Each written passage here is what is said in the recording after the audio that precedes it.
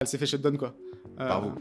Plus ou moins par nous, c'était un... Comment Plus ou moins par nous, slash la mafia russe, C'est ça, voilà, on verra comment qui a été faire rendre ça. une visite au mec.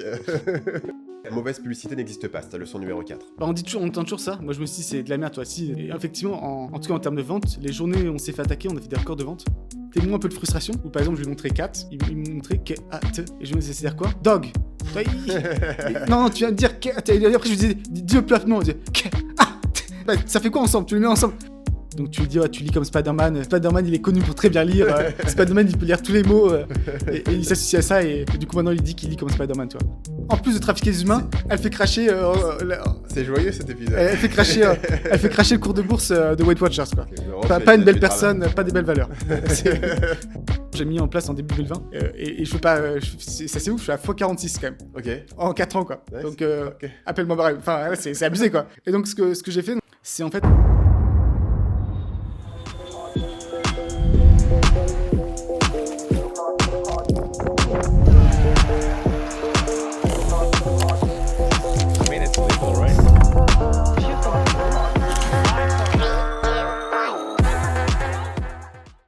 Dans cet épisode, on parle de comment gérer un bad buzz avec l'expérience de Paul, qui m'a noté, on est en 2012, on utilise le terme de bad buzz. Le bad buzz a eu lieu en 2012. Non, 2018-2019, mais je trouve cancel, c'est un peu fort. Cancel, c'est un peu Ok. abusé. Donc on va dire bad buzz. Ok. Le fondateur de WordPress pète un câble, et après des petites updates, comment apprendre à lire à ton enfant de 3 ans, tu as essayé la méthode découverte sur ce podcast.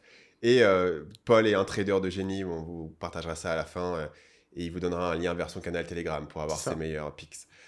Commençons par l'histoire du bad buzz de la marque que tu avais lancée. Et je pense que c'est intéressant de discuter parce que quoi que tu fasses, à un moment, ça atteint une certaine taille, une certaine visibilité, ça va t'arriver, toi. Ouais. Dès que tu as un truc qui est gros, peu importe les raisons, forcément, tu auras des attaques autour de ça. Et donc, nous, à l'époque, il faut revenir en 2018, où en fait, on bourrinait beaucoup sur YouTube en 2017-2018. Et c'était vraiment une phase où tu pouvais travailler avec des youtubeurs qui faisaient 300 000 vues, tu les payais 300 €, quoi. Donc, tu avais des héros de tarés. Maintenant, ça a beaucoup changé. Et ce qui fait que du coup, on était sur beaucoup de vidéos YouTube et ça a fini, je pense, par attirer un peu trop attention. Et du coup, on a été attaqué par quelques influenceurs. À l'époque, les angles d'attaque, ils étaient plus ou moins les suivants. Il y en a un, c'était un... il jouait sur le fait qu'en fait, il ait pris des screenshots sur Alibaba. Donc Alibaba, c'est là où tu sources les produits. Ouais. Et donc, ils montraient le produit coûte 10 €, toi. Alors déjà, il s'était trompé de produit, c'est un peu le bordel par là. Mais surtout, il coupe la partie où c'est pour 1000 unités, toi. Donc il dit, bah, regarde, sur Alibaba, ce produit, il est à 10 €. Eux, ils le vendent à 25 €, c'est une arnaque, tu vois. Donc c'était un des arguments. Un autre Donc, aussi il coupait l'élément de, en fait, si tu en commandes un, ça coûtait beaucoup plus C'est cher ça. que si tu commandais un énorme volume. Et ignorer tous les coûts annexes aussi, toi, en même temps. Parce que le produit est téléporté depuis le ça. fournisseur jusqu'à la maison des gens. C'est exactement ça. Et en plus, c'était même pas le bon produit, toi. C'était vraiment, tout était parfait, quoi. Un autre truc aussi qui était marrant, c'était le journalisme d'investigation, où t'avais un mec, notamment, ce qui m'avait buté, c'était que c'était il a commencé son Twitter thread en mettant je suis en 3e année d'études d'école de commerce et voici ce que j'ai découvert, toi. À quel moment? Et donc, un des trucs qu'il a découvert qui est quand même impressionnant, c'est qu'il était allé sur notre site et il a vu que l'entreprise était à Hong Kong, tu vois. Vraiment, c'est choquant. Et ça, c'est choquant, toi. Littéralement, c'est dans le footer de notre site, c'est à propos, il y a écrit, c'est écrit partout, et c'est ça qui était assez fou à l'époque, c'est que les gens étaient, putain, c'est incroyable, t'as trouvé ça... c'est écrit sur notre site, quoi. On n'essaie pas de le cacher, toi. Je sais pas, toi. Et après, le gros truc aussi. J'ai trouvé l'adresse de l'entreprise. C'est ça. C'est ça. Après, il était allé voir, tu sais, j'ai vu que la trademark était enregistrée. Et en fait, elle enregistrée dans une société française parce qu'il essaie de se cacher, tu vois. Et non, en fait, c'était le cabinet d'avocats qui enregistrait la trademark, qui était un cabinet français. Tout. Bon, c'était un peu le truc. Et le dernier aspect aussi, c'est à l'époque, c'est le dropshipping explosait pas mal. Et donc, je pense qu'on était associé à ça. Alors qu'on faisait pas de dropshipping, nous. Mais après, pour aller expliquer que c'est pas pareil à un autre, tu te perds un peu. Et donc, je pense que c'était un peu les angles d'attaque qu'on prenait. Et c'est des contenus qui avaient fait beaucoup de vues. Alors, c'est ça maintenant, parce que du coup, je suis allé revenir voir après coup. Parce que moi, j'ai l'impression que c'était énorme. Et j'ai vu le plus gros Twitter thread, c'était littéralement 400 likes, tu vois. Okay. Et moi, à l'époque, j'avais l'impression que c'était un truc monstrueux. Ah, c'est sur Twitter, pas sur YouTube? Alors, il y a deux, il y a Twitter. Et YouTube, en fait, c'était une grosse vidéo qui a fait 50 000 vues en 24 heures. C'est quand même assez conséquent. C'est beaucoup, ouais. Et on l'a fait, enfin, elle s'est fait shutdown, quoi. Par vous? Plus ou moins par nous, c'était un... On verra un peu comment... Plus ou moins par nous, slash la mafia russe, c'est ça, voilà. On verra comment... qui a été rendre une visite au mec. les différents moyens de pression que tu peux avoir. Mais donc, c'était pas... Moi, à l'époque, ça me paraissait énorme, mais en réalité, c'était pas si énorme que ça, quoi.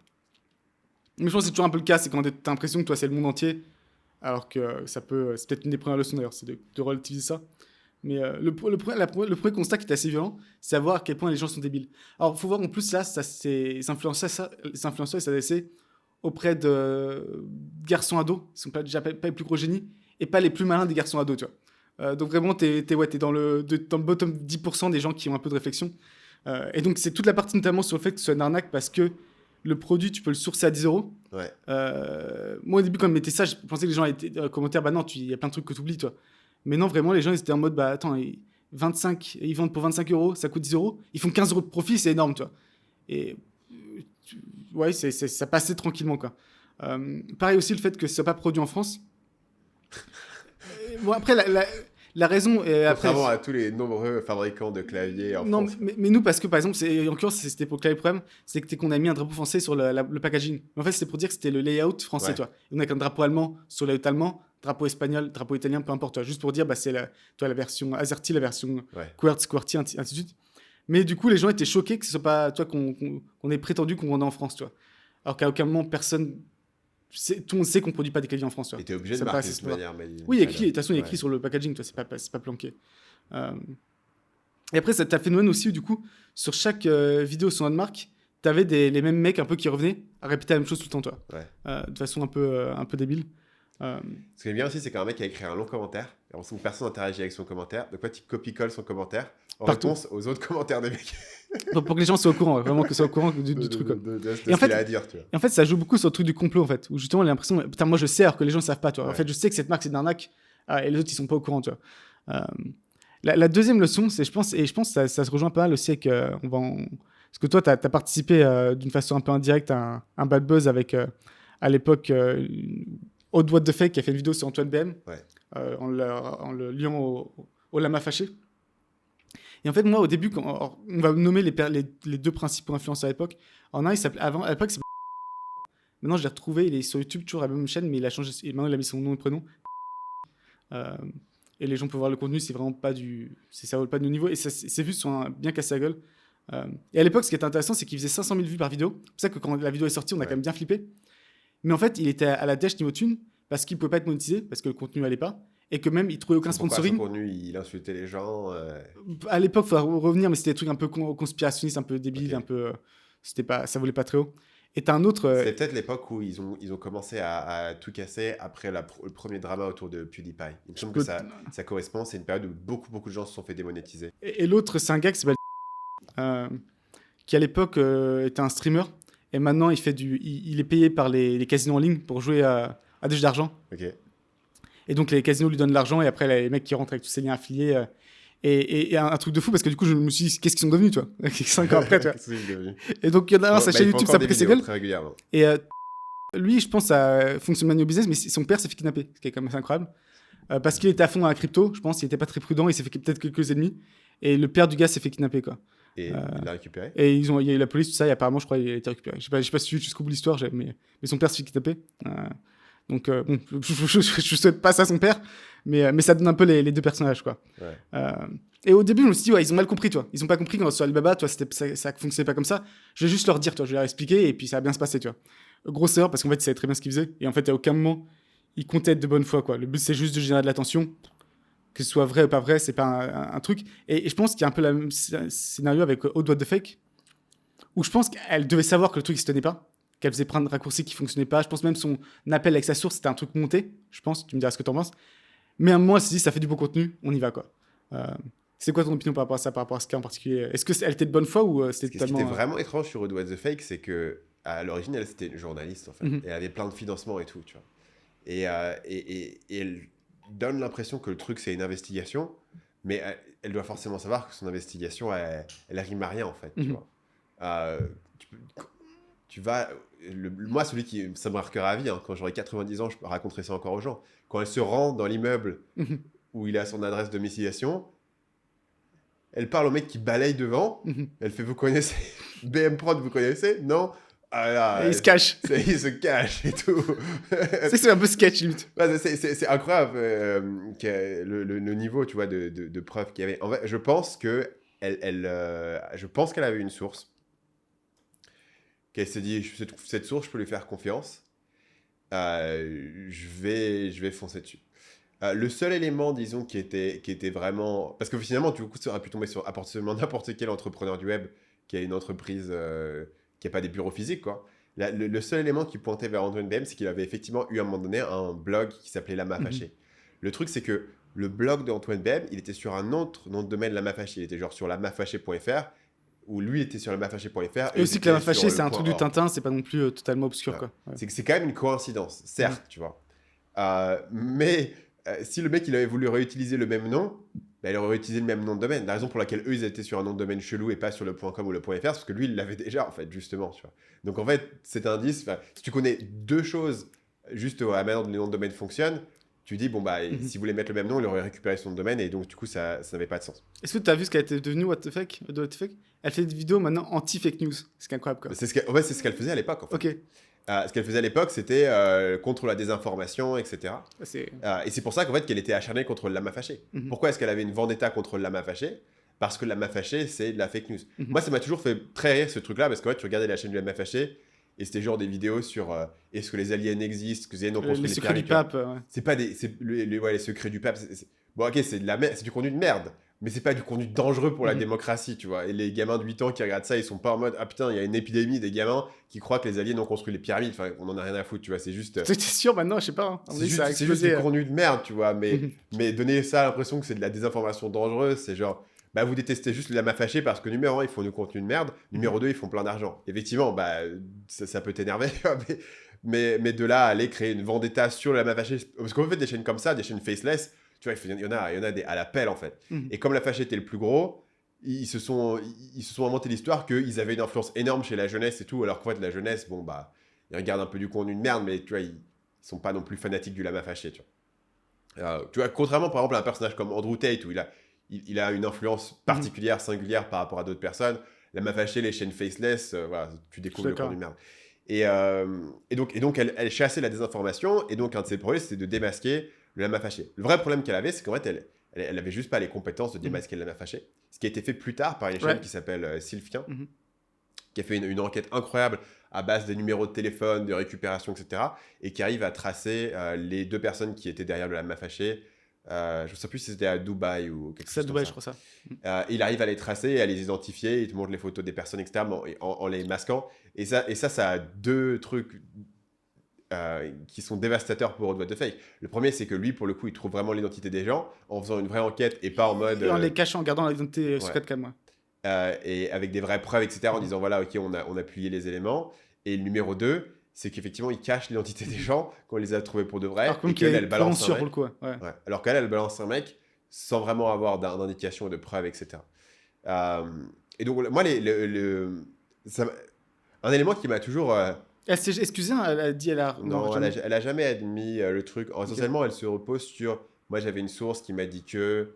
Je crois encore que c'est lui. Je l'invite à venir s'exprimer avec moi en live, tu vois. Ce qui est un énorme piège. C'est un énorme piège, ouais. Tu vas pas aller... une personne qui t'a attaqué, aller en live sur son truc... ça n'a aucun sens pour lui d'y aller. Et après, on dit, bah du coup, pourquoi il vient pas se défendre en direct? Bah, il s'est défendu en vidéo. Toi, tu l'as attaqué en vidéo, il s'est défendu en vidéo. Voilà, c'est pas un débat. Ça, tu remarques beaucoup un truc, notamment genre cache à sophistication, où en fait tu dis c'est vraiment un traquenard, parce qu'ils invitent à l'impression de temps de SFR. Donc soit le mec il dit non, il veut pas venir, bon, bah, il est coupable, soit il l'invite, et en fait en face t'as Lucé qui fait ça depuis genre 30 ans, c'est son métier, toute l'audience lui est déjà acquise, tout le monde est déjà en plus, il y a 15 minutes de commentaires, et en plus c'est monté. Donc tu combines tout ça, t'es là, tu vas te faire enchaîner, quoi. Tu vas te faire... C'est fini, quoi. Même si le mec, il donne une bonne réponse, ce que tu fais, c'est... Tu coupes cette partie, tu rajoutes un blanc de genre 10 secondes avant. Genre, il hésite, il sait pas. Il sait pas, etc.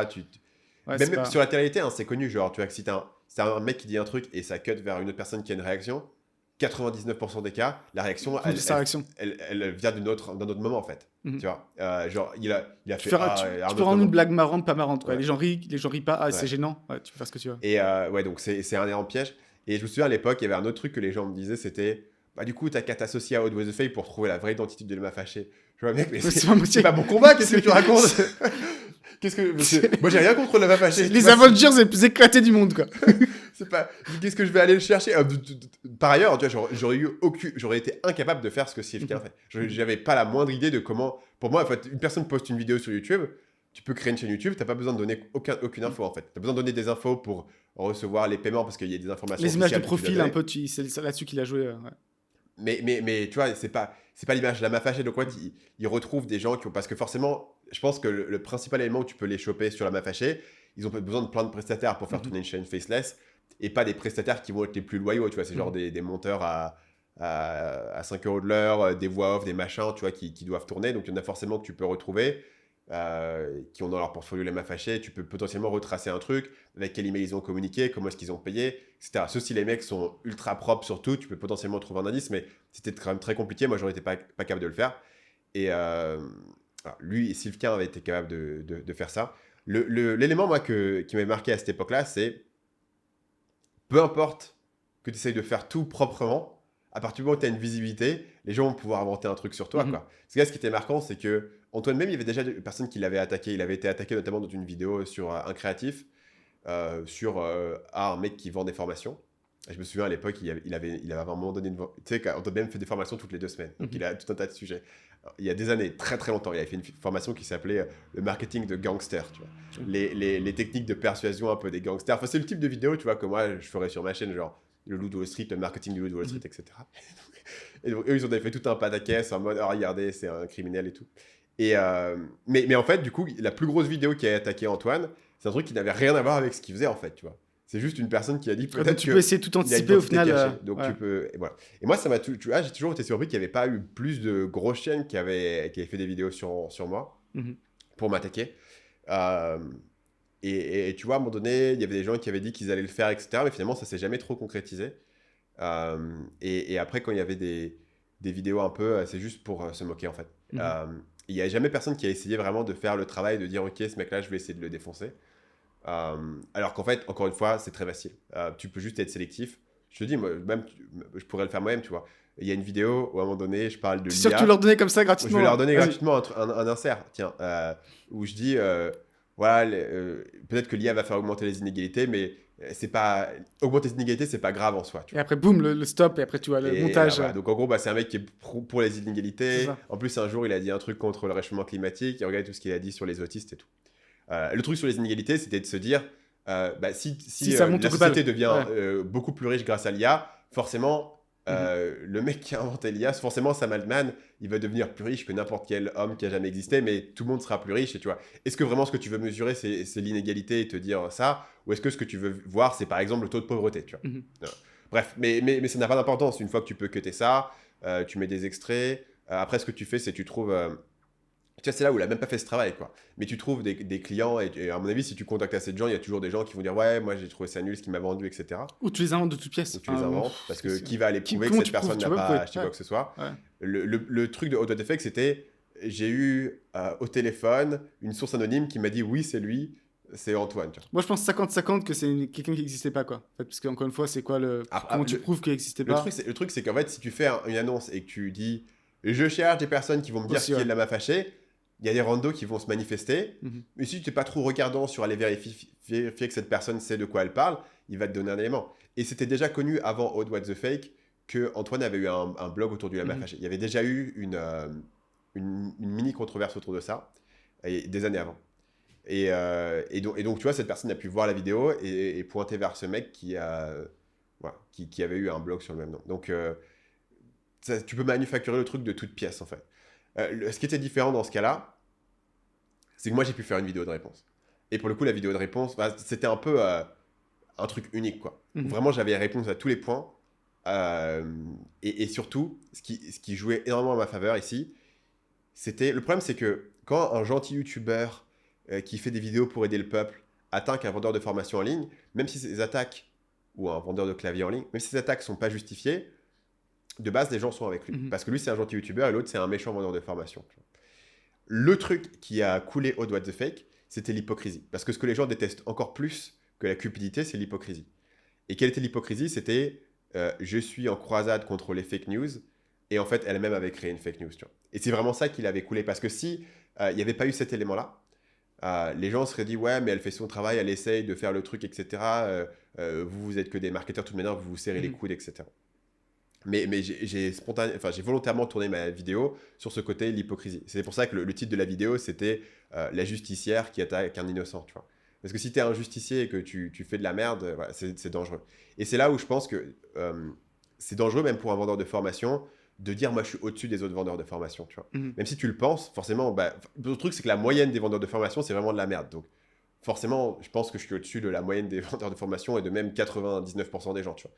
Mais Non, par contre, je pense qu'il y a un phénomène de. Tu sais, si t'es poursuivi par un lion, tu as besoin d'être le plus rapide. Juste. Enfin, plus rapide que le lion, tu as besoin d'être plus rapide que le mec côté de toi. tu veux dire que Et c'est je pense dans la l'explication, formation, il y a un peu ça, toi. Il y a un peu le. Il y a tellement de mecs en vendeur de formation qui sont plus faciles à attaquer, ouais, qui sont encore plus absurdes, qui disent des dingueries. Tu dis, tant qu'à faire, autant aller sur lui plutôt que Stan, où il va faire chier à faire du dérush. c'est vrai. Il a quand même un peu de crédibilité, ça va faire chier. Alors que t'as plein de mecs, c'est gratuit, tu vois, ils racontent tellement n'importe quoi que tu peux y aller. C'est vrai. T'as du contenu limité, quoi. Donc cet élément-là. Un autre drama auquel je pense, c'était le drama autour de Yumi Denzel sur son concours Instagram. Je sais pas si tu te souviens de cet élément-là. Je vous sens le concours, mais pas de drama autour. C'était aussi intéressant parce qu'il en gros, il avait fait un concours. Abonnez-vous à moi sur Instagram et vous allez gagner une Une voiture. voiture, ouais. Et il l'avait promu de ouf. Je sais pas s'il avait beaucoup pubé dessus, mais il l'avait promu de ouf et ça avait très bien marché, etc. Et il y a beaucoup de créateurs de contenu qui l'ont attaqué en disant c'est fake, c'est un scam, etc. Moi, j'ai trouvé que de sa part, c'était vraiment excellent parce que ça allait créer un drama où les gens l'attaquent. Mais le truc, c'est que quand tu crées un truc évident où les gens vont t'attaquer dessus, mais en fait, c'est vrai et t'es C'est plus facile de contrer. tu vois. Et du coup, tu crées. C'est un peu comme un leurre, tu vois. Tu crées cette cible tellement juteuse où tout le monde veut l'attaquer. Les gens veulent suivre. Est-ce que vraiment il a menti? Et après, ils ont un Mais réponse. en fait, c'est vrai. Ouais. Parce que, tu vois, voilà, à la fin, il a vraiment donné la voiture à la personne. Et il y a même des trucs, finalement, tu vois, il disait, OK, dans les différents postes où il montre la voiture qu'il va donner, c'est pas toujours la même voiture, elle a des plaques d'immatriculation qui sont différentes, etc. Mais après, lui, il va t'expliquer, la voiture, jamais le mec au concessionnaire, je l'achète. Donc en fait, quand je te montre une voiture, c'est pas cette voiture exactement que je vais donner, c'est juste le même modèle, mais que j'ai loué, etc. Donc en fait, il avait créé ce leurre, les gens l'attaquent. Et ça, je pense que c'est un truc assez efficace de créer un vecteur d'attaque sur lequel en fait, tu es secrètement défendable. En fait. Après, tu as des gens qui vont dire ouais, mais c'est du fake, c'était un pote à lui, toi tu peux toujours. Mais je suis d'accord, pour le gros de la masse, tu peux un peu jouer là-dessus. Ouais. C'est voilà, assez efficace. Donc, l'avantage, je pense, qu'on avait sur le cas Yumi Denzel, le cas Odd What the Fake, c'était qu'on était créateur de contenu et en fait, moi, je pouvais créer une vidéo divertissante, etc. Comment tu fais si tu es une marque? En fait, tu peux rien faire. Parce que notamment quand tu es attaqué par un individu et que tu es une marque ou une entreprise, les gens, par défaut, vont croire à l'individu. Enfin, c'est un truc assez mécanique. Ouais. Ça fonctionne pas. Et les mecs, de toute façon, attendent ça. Ils savent très bien ce qui va se passer. Toi, ils te bait. Et donc, on l'a fait une fois un peu au début. Et en fait, c'était un peu une catastrophe. Ça fonctionne pas. Et en plus, ça va attirer d'autres personnes à rentrer. Parce qu'encore une fois, plus un truc grossit, plus les mecs se disent, il y a de la tension là, on va vers ça. Quoi. Donc, pour le coup, on a bien fait sur un peu la seconde vague ou la seconde fois où c'est arrivé, de ne pas répondre. Et en fait, c'était la meilleure décision. Le problème, c'est qu'à partir du moment où tu réponds, ça devient un drama, ça devient un conflit, et que les gens ont envie de suivre ongoing, et d'autres gens vont faire des trucs pour commenter, etc. Si un youtubeur fait une vidéo en disant ce clavier c'est de la merde, c'est une vidéo.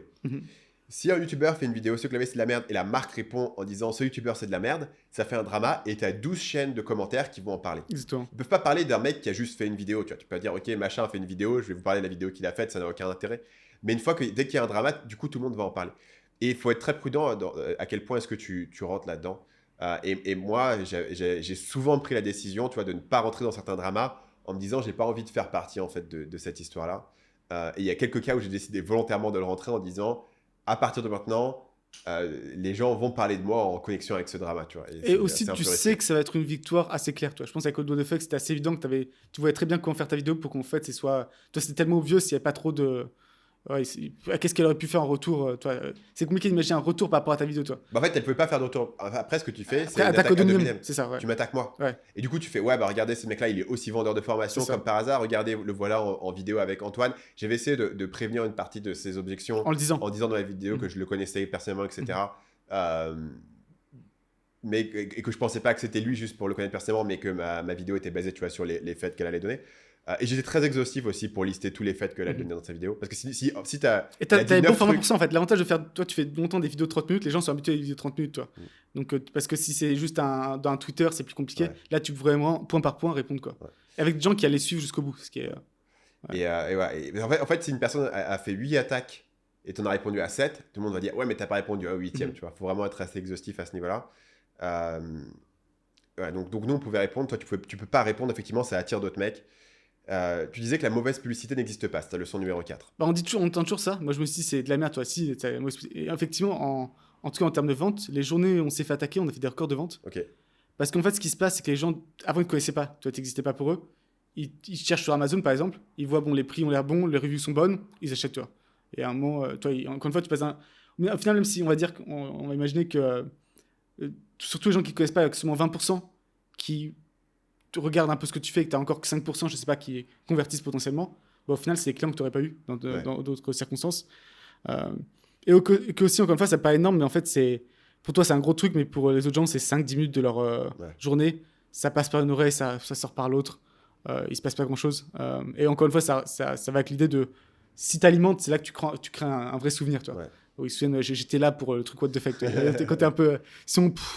Enfin, il y a tellement de contenu maintenant, tellement d'informations qui arrivent que c'est pas énorme. Et du coup, autant je pense qu'il ne faut pas communiquer auprès de faut pas répondre directement, il ne faut pas communiquer trop largement. Là où ça peut être plus problématique, c'est auprès de tes clients existants, ou tes fans, si tu es un influenceur, ton audience. Parce que nous, on vendait beaucoup auprès d'ados, et donc beaucoup d'ados qui se sont sentis trahis, en fait. Ils étaient très contents de l'achat de leur clavier, par exemple. Ouais. Et après, ils ont l'impression, putain, je me suis fait arnaquer, toi. Ils ne comprenaient pas trop pourquoi, mais on leur disait qu'ils s'étaient fait arnaquer. Et ça faisait chier, toi, ils se sentaient trahis. Oh putain, je suis un bouffon, je suis un pigeon. Et ça, le gros problème qu'on a, c'est qu'avec Amazon, tu n'as pas vraiment moyen de les contacter. Donc, en fait, on ne pouvait pas leur dire, leur faire le breakdown, par exemple. Parce que concrètement, sur ce produit, tu es genre à 15% de marge. Toi, tu peux montrer, effectivement, c'est pas un problème d'avoir plus de marge, mais dans tous les cas, c'était pas un vrai sujet. Parce qu'en fait, tout ce que tu aurais besoin de donner, ce serait d'avoir un tableau en disant, OK, produit coûte 10 €. C'est ça. Après, pour l'expédier. Ce qu'a fait Ali Abdal. Vous avez ce qu'Ali Abdal, il s'est fait attaquer là-dessus sur son prix de cahier. Lui, il a montré, regardez, non, je me fais pas des couilles en or. On a parlé de cette vidéo et moi, je la trouve vraiment efficace. Je pense que parce que justement, il a l'audience, il a l'accès, en fait. C'est la différence avec nous. Ouais. Et parce que voilà, il est capable de répondre à tous les points. Alors, je pense qu'un des éléments qui est efficace dans la vidéo d'Ali Abdal aussi, c'est qu'il pouvait dire, ah, et ça fait mal, tu vois. Ouais, ça c'est vrai. Je me sens vexé. Tu vois, il avait cette réponse émotionnelle où tu sentais qu'il a essayé d'être open et pas défensif. Et du coup, tu ressors avec probablement son produit, il n'est pas terrible, parce que c'était l'expert de clavier qui dit son produit n'est pas terrible, mais Ali a essayé de faire une bonne chose et finalement il était motivé. Peut-être que il essayait pas forcément de faire un clavier pour les enthousiastes du clavier, mais plus pour les gens qui aimaient bien les jolis objets, etc. Et la défense était assez efficace. Et toi, dans ton cas, t'as pas cette relation avec l'audience, c'est difficile de dire ouais, ok. De leur expliquer ça. Ouais, ça fait mal. Et après, de pouvoir donner le breakdown des coûts. Quoi. Ce qui faisait un peu chier. Mais du coup, en fait, le truc un peu alternatif à ça, c'est au lieu de répondre, tu postes sur tes propres réseaux sociaux ce qu'on avait. Et donc, tu as un peu au moins les gens qui cherchent. Après, du coup, tu as cet avantage, les gens qui cherchent peuvent voir ta réponse. Ouais. Mais du coup, tu évites de répondre. Tu évites d'attirer l'audience directement de la personne en partie. Parce que ça, quand tu réponds, notamment si c'est un truc Twitter ou autre, en fait, tu te retrouves sur le thread de la personne qui l'a créé, toi. Et donc, c'est son audience principalement qui va le voir. Ce qui n'est pas très efficace. Alors, quand c'est arrivé, le premier truc que j'ai pensé, on va les attaquer en diffamation, toi. C'est du bullshit, c'est du mensonge, ça doit être très clair. Et les gens te disent toujours en commentaire, ouais, bah, du coup, si c'est faux, pourquoi t'as qu'à les attaquer en diffamation? Ils disaient ça sur Odd What the Fake aussi. Ouais. Et le truc, c'est, ouais, bah, faire un procès à quelqu'un, c'est vachement compliqué, c'est cher, ça prend extrêmement longtemps, enfin, ça va driver ta vie pendant des mois et des mois. C'est que en fait, il y a trois raisons. Une, c'est que en fait, c'est assez compliqué de coincer quelqu'un pour diffamation, parce qu'il faut prouver que la personne avait l'intention vraiment de diffamer. Ouais. Donc, c'est pas parce que tu dis des trucs faux que ça a fonctionné forcément. Tu peux raconter un mensonge à quelqu'un si tu dis, moi, je savais pas que c'était faux, ou c'est ce que ça m'a fait penser à ça. Ça tient pas. Le deuxième, ce que tu dis, c'est que c'est assez inefficace à deux niveaux. C'est que, ça va prendre des années. Donc, ça prend tout le temps. Et du coup, la personne va être condamnée 5 ans plus tard. Ouais. Enfin, tout le monde s'en fout, tu vois. Y a plus Ils vont faire une vidéo qui va extrêmement marcher. Machin m'a attaqué en justice. Et c'est le troisième truc, et je pense, la raison principale, c'est qu'en fait, le papier d'avocat qui dit je me fais attaquer en justice, il est golden, toi. Ouais. Les mecs, ils vont sauter dessus, ils vont poster. Donc, il y a un peu le truc un peu débile qui me pète les couilles, c'est que si tu t'attaques pas, les gens disent pourquoi t'attaques pas en justice? Ouais. Mais ça oublie la justice. Si t'attaques, voilà, ils sont en tort, donc ils sont obligés de. C'est quoi? Tu fais quoi? C'est quoi la solution? Il y a rien, tu vois. Et donc, et nous, la façon dont on a sorti ce truc qui était à l'époque assez malin, c'est qu'en fait, le gars, il avait fait une vidéo qui est sponsorisée par une autre marque de gaming, de souvenir. Je crois que c'était une marque de gaming. Et donc, en fait, on pouvait l'attaquer, cette marque, par rapport au droit à la concurrence. En disant qu'en fait, parce qu'en fait, le droit de concurrence, c'est assez sérieux en France. Okay, ouais. Et donc, notamment, si tu promeux ton produit en attaquant un autre produit similaire, c'est mal vu, tous les trucs par rapport à la publicité, on fait gaffe à ce que tu dis par rapport aux autres marques, ainsi de suite. Et donc, on avait contacté cette marque qui avait paniqué et qui avait dit non, qui a dit au gars, retire ta vidéo, quoi. Gère ta vidéo. Donc c'est comme ça qu'on n'avait pas passé par Mafia, on a fait des trucs plus simples. Mais aussi, effectivement, il y a le coût, tu vois, parce qu'on a commencé à se dire, assigné en justice pour diffamation ou autre, d'entrée de jeu, t'es 6 000 euros, toi, déjà. 6 000 euros, ça fait chier. Et ça, c'est juste le premier truc, quoi, pour commencer les procédures, toi. L'autre élément qui est dans ces histoires de bad buzz, c'est l'humour, en fait. Il y a beaucoup de gens dont le travail sur YouTube, c'est de se moquer des films, des personnages, des autres youtubeurs, etc., mais sous le ton de l'humour. C'est extrêmement difficile de défendre quelqu'un qui t'attaque sous forme d'humour, parce que d'un coup, tu sens sérieux qu'il aussi. n'y a pas d'humour. Il peut se dire, ouais, mais du coup, il y a des trucs que j'ai dit qui étaient vrais, il y a des trucs que j'ai dit qui étaient des vannes, par effet, mais les deux sont mélangés. Et si je te dis, ouais, mais ce truc-là que tu as dit que c'était complètement faux, fais, ouais, mais mec, il y a un sens de l'humour, c'est bon, c'était une vague, évidemment, c'était une vanne, tu vois. Mais la vidéo est quand même tournée pour attaquer la personne. Et ça, c'est assez difficile de s'en défendre, parce que toi, de ton côté, tu vas avoir l'air un peu, voilà, le mec qui a pas d'humour et qui fait, mais en fait, non, ça, c'était pas vrai, etc. Je pense qu'ici, la solution, c'est si toi, tu peux avoir un sens de l'humour. Et là, encore une fois, ça marche mieux si toi-même, tu es un créateur, en fait. Soit sens d'humour, soit ce qu'a fait Alebdel, un peu le côté un peu vulnérable, tu vois. Je pense que c'est un des deux, tu vois. Mais effectivement, c'est juste, je suis dans mon bon droit, et il dit des conneries, ça fonctionne moins. Et donc, tu fais un sens de l'humour, et une manière qui peut fonctionner, je réfléchissais pas mal à ça, notamment autour de Emmanuel Friedenreich, par exemple. Un autre bad buzz dans lequel j'étais impliqué un peu. Donc Emmanuel Friedenreich, il avait fait un peu une vidéo de vente pour vendre un produit de développement personnel qui allait t'hypnotiser pour devenir beau et riche et très heureux très rapidement. Mais le contenu original, c'était une parodie déjà, non? C'était un vrai contenu Non, c'était un vrai contenu. Ok, moi j'avais toujours pensé que c'était un... Justement, je me dis, on se fout de la gueule, mais en fait, il raconte une blague déjà. Parce que lui, pour le coup, c'était vraiment... C'était intense, quoi. Ouais, c'était vraiment très intense, c'était vraiment très premier degré. Et du coup, tout le monde, tu vois, se fout de sa gueule, etc. Du coup, pour lui, pouvoir répondre, c'est assez dur, en fait. Parce que les gens se moquent de toi, tu vas répondre aux gens qui se moquent de toi, tu vois. Ils disent rien qui est très factuel, que toi, tu peux démentir, sauf certains éléments, genre il avait loué la maison, etc., qui étaient vrais. Ou en tout cas, que la maison était possible de louer, ce qui est légèrement différent de il la loue à la journée, mais bon, c'est pas le sujet de l'épisode. Ce que je veux dire par là, c'est que tu vois, je suis vraiment fier, lui, comment est-ce qu'il fait. Il y a deux manières de faire. Je pense que celui qui l'a fait le mieux de tous les temps, c'est Tai Lopez. J'avais fait une vidéo sur Tai Lopez. Et Tai Lopez, ce qu'il avait fait, c'est qu'il était rentré dans le même, en fait. Tout le monde se moquait de son truc avec sa Lamborghini. Il était rentré dans le même. Il y a une vidéo incroyable où un de ses plus gros critiques qui s'était moqué de lui, mais vraiment ultra sale, il s'était moqué de lui. Il l'invite dans sa maison. Et le mec, il est un peu pris à piège parce qu'en fait, le mec, tu t'es moqué de lui, des vidéos ont fait des millions de vues, il t'invite dans sa maison, tu ne peux pas ne pas venir. Il faut que tu viennes. Et il vient, et tout d'un coup, il arrive dans la maison, et Tai Lopez a une énorme maison, avec des espèces de... Il a 12 avocats qui le suivent partout, des gardes du corps et tout, tu vois. Tout est mis au niveau 12, comme c'était un peu une mise en scène. Mais le mec qui vient pour faire la vidéo, il est en mode, ouais, trop cool et tout. C'est le truc Tai Lopez. Et Tai Lopez, en fait, il rentre dans ce truc, ouais, je suis un mec super riche et super obnoxious, et qui a plein de bagnoles, etc., tu vois. Et il rentre et il pousse dans le truc, et il arrive à rentrer dans le jeu, et c'est assez efficace. Parce que finalement, après, tu peux le critiquer en mode... Ouais, Tai Lopez, c'est un peu un kéké. Mais en fait, beaucoup des clients de Tai Lopez, ils ont envie d'être des kékés, en fait, tu vois. Et tu retournes le côté de... c'est plus un menteur, c'est juste un mec qui a un peu un mauvais goût et tout. Et c'était assez efficace. Donc, si tu es capable de faire ça avec humour, mais c'est très dur, en fait, de faire ce côté humour, d'un point de vue émotionnel, quand toi, tu as, et d'un point de vue aussi, tu vois, par exemple... faut être doué pour ça aussi. Ouais. Dans une vidéo, moi, il y a certains humours que je peux faire. Je peux faire de l'humour un peu dans l'exagération et tout dans mes vidéos. Mais tu vois, si d'un coup ma vidéo ça devient un spectacle de clown, ça va pas non plus être cohérent par rapport à mon contenu, tu vois. Donc j'ai certaines limites à ce que je peux faire à ce niveau-là. Finalement, tu dis que la dernière leçon, c'est d'accepter l'injustice. Bah, je pense que c'est ça, c'est en fait, c'est injuste, c'est comme ça, c'est pas très grave. Moi, je pense que c'était vraiment... Il y a un moyen de leur faire comprendre qu'en fait, c'est pas vrai, toi, il y a moyen de les atteindre, toi. Alors, comment j'atteins leur petit cœur pour leur faire comprendre qu'ils racontent de la merde, toi. Mais en fait, non, c'est injuste, c'est comme ça, eux, ils s'en foutent. C'est pas la fin du monde. Et encore une fois, je pense que une fois que tu atteins une certaine dimension, forcément, tu vas te faire attaquer. Et d'un point de vue, et c'est presque mieux que ce soit injuste que juste, tu vois. Parce que comment c'est injuste, tu sais que toi, c'est pas vrai. Si vraiment tu as un vrai truc à te reprocher et qu'on t'attaque là-dessus, là, potentiellement, ça va beaucoup plus mal et c'est beaucoup plus dangereux, quoi. Donc, j'ai envie de dire, si tu prends un bad buzz sur un truc qui est même pas vrai, c'est peut-être mieux que... Parce qu'il y a aussi... Parce que là, on critique un peu tous ces youtubeurs comme ça, mais t'as des mecs comme Coffee et autres qui ont montré plein de vrais scams.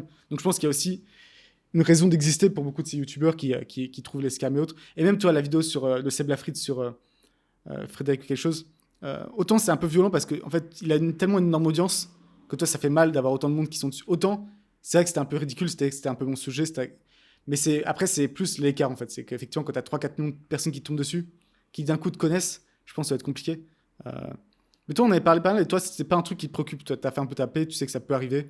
Ça arrivera quand En ça fait, arrivera. moi, je m'attendais il y a des années à ce que ça. Parce qu'à un certain point, Parce que quand j'ai t'as eu que ça, entrepé sur le t'as eu que marketing, le truc. Non, t'as rien eu d'autre en termes de bad buzz, en termes de vidéos critiques qui ont pris un peu d'ampleur, non, t'as rien. bah, il y a régulièrement des gens, des streamers qui vont regarder mes vidéos et les commenter. Bah, en fait, Mhm. tu vois, les streamers ils regardent les vidéos des gens et ils en parlent, tu vois. Mais c'est souvent des gens euh, un peu extrême gauche, etc. Donc je Ok. pense qu'en fait, le Tu le rôle vois que même je pas, joue toi, dans parce leur que. écosystème, c'est Mhm. ah là là, voilà le capitaliste de service qui nous Mhm. raconte son truc et voilà, il va encore dire de la merde et tout. Il va encore nous dire que gagner de l'argent, c'est bien et tout. Mais ça, tu vois, et on n'est pas d'accord sur le truc. Moi, j'ai dit ce Mhm. que j'avais à dire dans ma vidéo. Je vais pas répondre à un mec qui répond à mon truc, tu vois, ça n'a pas de sens. Euh, et après, j'ai beaucoup attendu pendant un moment de voir si un créatif allait faire une vidéo dédiée parce qu'il parlait souvent, il parlait régulièrement de moi dans ses vidéos euh, et sur Twitter, etc. Et je me dis, bah, à un moment donné, il va faire une vidéo. À un moment donné, sur Twitter, moi, j'avais l'impression que sur Twitter, il expliquait qu'il avait acheté mon livre et qu'il préparait une vidéo sur moi, mais finalement, il ne l'a jamais faite. Alors, Mhm. je ne sais pas pourquoi il l'a abandonné. Et je pensais vraiment que c'était lui qui allait le faire parce qu'il était parfaitement sur le créneau. Et en fait, les gens nous comparaient souvent, en fait. Donc, il y avait ce côté où ça aurait été un peu parfait pour lui de faire la vidéo, mais il avait choisi de ne pas le faire. Et c'est lui, je pense que d'un point de vue émotionnel, ça aurait fait mal parce qu'il était très, enfin, il existe toujours, il est pas mort, hein. Mais il a arrêté de faire ces vidéos-là. Il est très talentueux en fait, et il est Mhm. très drôle, tu vois. Ça, c'est dur de répondre à un créatif parce qu'il est très drôle. Et Et du que coup, du c'est coup, l'avantage, c'est quand très, très drôle, c'est aussi d'un côté moins violent aussi. Toi, ce serait tout dans le second degré, je pense. S'il faisait une vidéo, ce serait vraiment un ouais. truc marrant, toi. C'est pas pour vraiment Et critiquer, du coup, attaquer. écoute, après, moi, je pense qu'un élément, c'est que quand tu es sur YouTube, ça fait partie du jeu, en Mhm. fait, de se dire. Moi, tu vois, régulièrement, je vais aller citer des personnes. Mhm.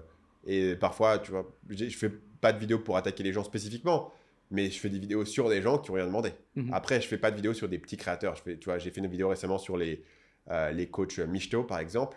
Tu vois, je fais des vidéos sur elles, je prends leurs vidéos, je trouve des clips, je trouve la citation exacte qui appuie mon argument, Mhm. etc.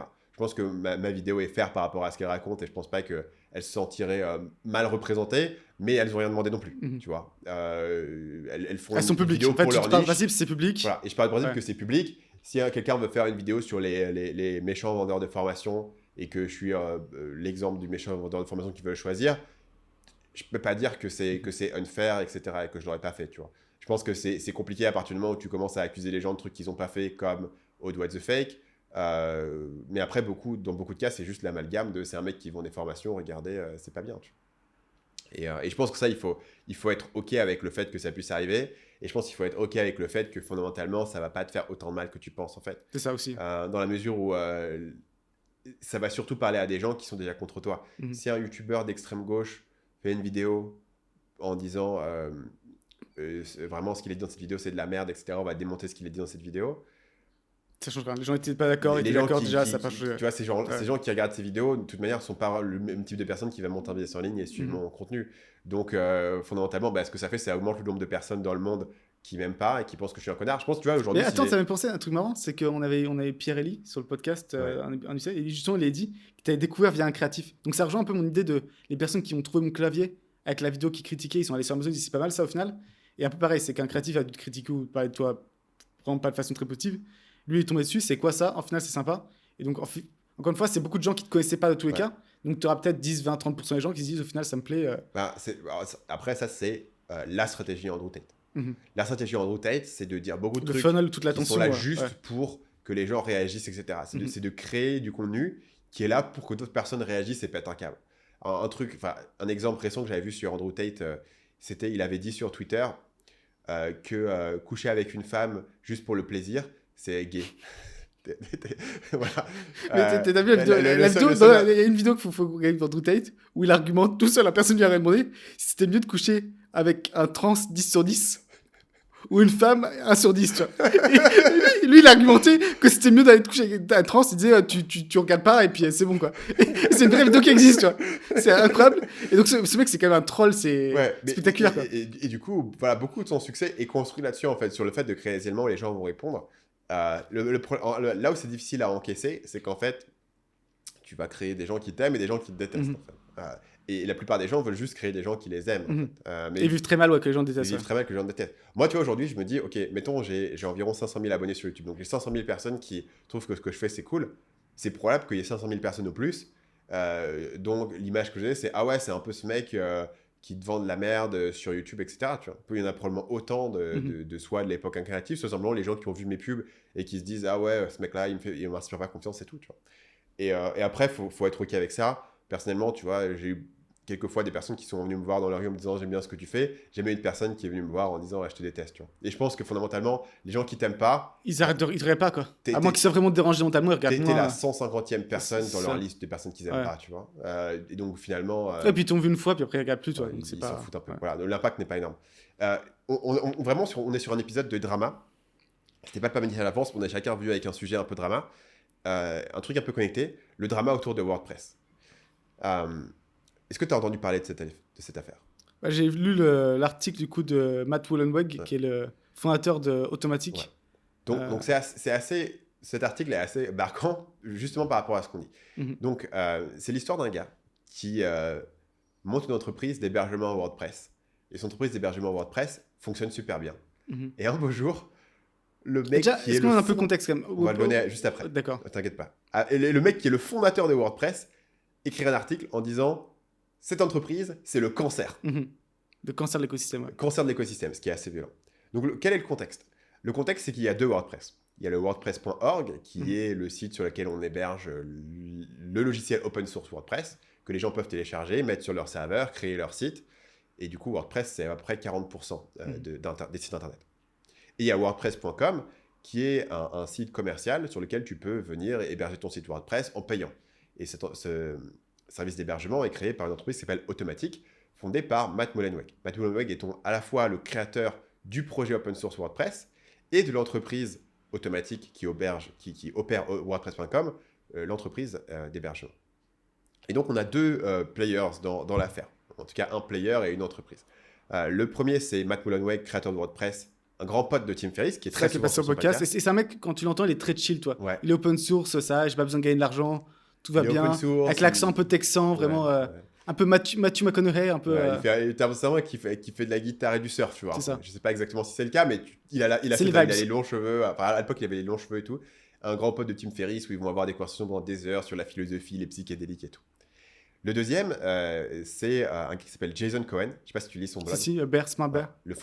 Un blogueur le fondateur de WP Engine, donc cette fameuse entreprise qui s'est fait attaquer par Mullenweg, et aussi un blogueur, Smart Bear, un excellent blog d'ailleurs, que j'adore.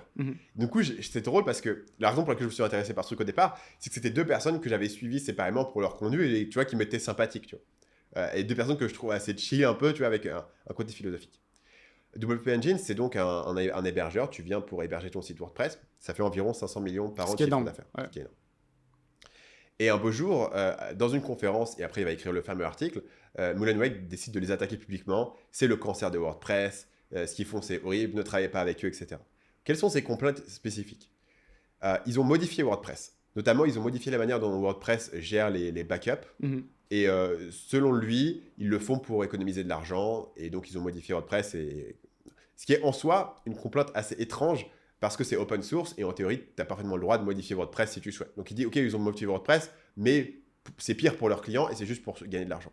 Une de ces grosses attaques et une de ces grosses critiques, c'est qu'ils sont contrôlés par leur investisseur majoritaire, qui est Silver Lake, un fonds de private equity. Du coup, Jason Cohen, il n'y a plus rien ou il a encore des parts Je sais pas. Jason Cohen a, à ma connaissance, pas commenté publiquement sur cette affaire. Okay. Donc, c'est directement WP Engine qui gère le truc, mais il travaille encore là-bas. Donc, à mon avis, il a encore énormément de parts, mais ils ont un investisseur majoritaire qui possède beaucoup d'éléments, parce qu'en fait, pas mal de personnes qui leur avaient au départ investi dans WP Engine ont ensuite vendu à ce hedge fund, enfin à ce private equity essentiellement qui a... Y compris Automatic. Y compris Automatic, c'est l'ironie. C'est que Automatic qui avait investi dans WP Engine ont ensuite vendu au fonds de private equity et maintenant disent c'est scandaleux, ils sont possédés par la private equity, etc. Et finalement, une grosse complainte qu'il a, c'est qu'ils ne contribuent pas assez à WordPress. Qu'ils font 500 millions par an de chiffre d'affaires grâce à WordPress Et en fait, ils contribuent l'équivalent de 100 000 $ par an de temps d'un ingénieur pour faire du code. Et ils ont donné 0 $ à la fondation WordPress. Donc, ils ne contribuent pas assez à l'écosystème. Et c'est pour ça qu'ils sont un cancer, en fait, et que la private equity est en train de sucer la valeur de l'écosystème WordPress dans leur hébergeur sans contribuer de l'autre côté à WordPress. Si encore une fois, pour un ordre de grandeur, c'est ça, c'est l'équivalent en termes de revenus. Entre tout automatique et Web Engine, on est pareil, quoi. Et j'ai vu des trucs où il disait qu'automatique, c'était monté jusqu'à 1 milliard. Ok. Lui dit, c'est équivalent. C'est équivalent. À mon avis, potentiellement équivalent pour lui, c'est nous, on est 2 fois plus gros, mais Ça, c'est... Potentiellement, Mais ce qui est c'est ouf quand même, équivalent. enfin l'entreprise Ce qui qui est a... ouf, ouais. ce qui est énorme déjà. ce qui est ouf qu'un hébergeur qui a démarré beaucoup plus tard, et c'est là où je pense qu'il y a des éléments un peu de jalousie et tout, tu vois. Effectivement. Il est arrivé plus tard sans les avantages que toi t'avais, parce que t'es le fondateur de putain de WordPress, enfin, tu vois, c'est un truc incroyable. Et il a monté un truc qui est aussi gros que toi, et potentiellement, il te prend plein de clients, de deals, de machin. Et il est concurrent direct de toi. Donc, Mullenweg est passé à l'acte de différentes manières. Au départ, avant de les attaquer publiquement, il avait essayé de faire des négociations avec eux. Et la demande qu'il avait dans ces négociations, c'était 8% du chiffre d'affaires de WP Engine. On sait leur marge ou pas du tout? Parce que ça, c'est un gros impact. Est-ce que 8% c'est beaucoup ou pas? Ça dépend des marges aussi qu'ils font. 8% de tout le chiffre d'affaires, c'est colossal. C'est énorme, mais est-ce que si les marges sont de 10%, c'est encore pire, toi? Si les marges sont de 90%, c'est mieux, quoi. Je pense En que, hébergeur, je pense je sais que leurs marges 40 sont peut-être, correctes. Tu vois. ouais. Ils ont peut-être des marges de 30-40%. J'en sais rien, mais tu vois, j'imagine que leurs marges sont correctes. Mais de base, WordPress, c'est un truc open source que chacun est censé pouvoir télécharger et utiliser. Dire, OK, Il sort un peu vous n'importe contribuez où. pas Ouais. assez, c'est OK, tu vois, tu peux faire cet argument et tout l'équivaliser, mais dire, OK, bah, je pense que le bon chiffre, c'est 8% de tous vos chiffres d'affaires, vous devez nous le payer. Non, en théorie, c'est juste un hébergeur, en fait, tu vois. Donc, c'est assez violent. Donc ça n'a pas marché, donc il les attaquait publiquement. Il s'est rendu compte que les attaquer publiquement, bon, bah, ça allait pas suffire à les faire chuter et à faire que tous leurs clients disparaissent, parce que, à mon avis, 99% des gens qui utilisent foutent. WP Engine n'ont rien à foutre de ce qu'en pense Matt Mullenweg. Et du Genre, coup, eux, ils pourquoi ont un tu bon penses service. qu'il a publié ça? Parce que c'était pas vraiment pour les clients, je pense. Ou c'est adressé à qui? Est-ce qu'il a pensé tous les gens qui sont en faveur de l'open source? En Ouais. gros, lui, c'est Exactement. non-profit, là, c'est les méchants private equity. C'est quoi la logique À mon avis, il pensait que la communauté WordPress allait se rallier derrière lui D'accord. et que les développeurs allaient plus vouloir travailler pour WP Engine, etc. Et que plein de Pour gens mettre la pression comme ça, ouais. et leur mettre la pression et pouvoir de cette manière extraire de l'argent d'eux, en fait, dans l'idée qu'ils ne contribuent pas assez à l'écosystème et on va leur mettre la honte publiquement et ils vont se dire, bon, OK, on va contribuer. Parce que c'est vrai que dans ce truc, il insiste vraiment sur cette histoire fait, de backup. C'est la moitié du son truc, c'est Ouais. sur l'histoire qu'en fait. Mais du coup, je sais pas s'il y a un truc que je loupe sur l'importance de ça. Mais c'est toute l'idée que sur WordPress, automatiquement, tous les articles sont sauvegardés. Ouais. Et tu as genre 15 versions passées. Et ils considèrent ça très très important pour WordPress. Ouais. Tu vois. Et qu'eux l'ont désactivé.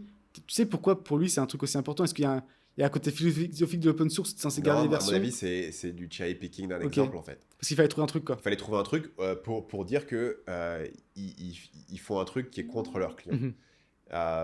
Donc ça semble très spécifique. Donc, parce que après, tu regardes la manière dont il les a concrètement attaqués, il a fait deux choses assez violentes. La première, c'est que il a changé les règles sur la trademark. Donc la trademark WordPress appartient normalement au projet open source, mais en fait est sous licence pour WordPress.com. Donc WordPress.com a la trademark WordPress.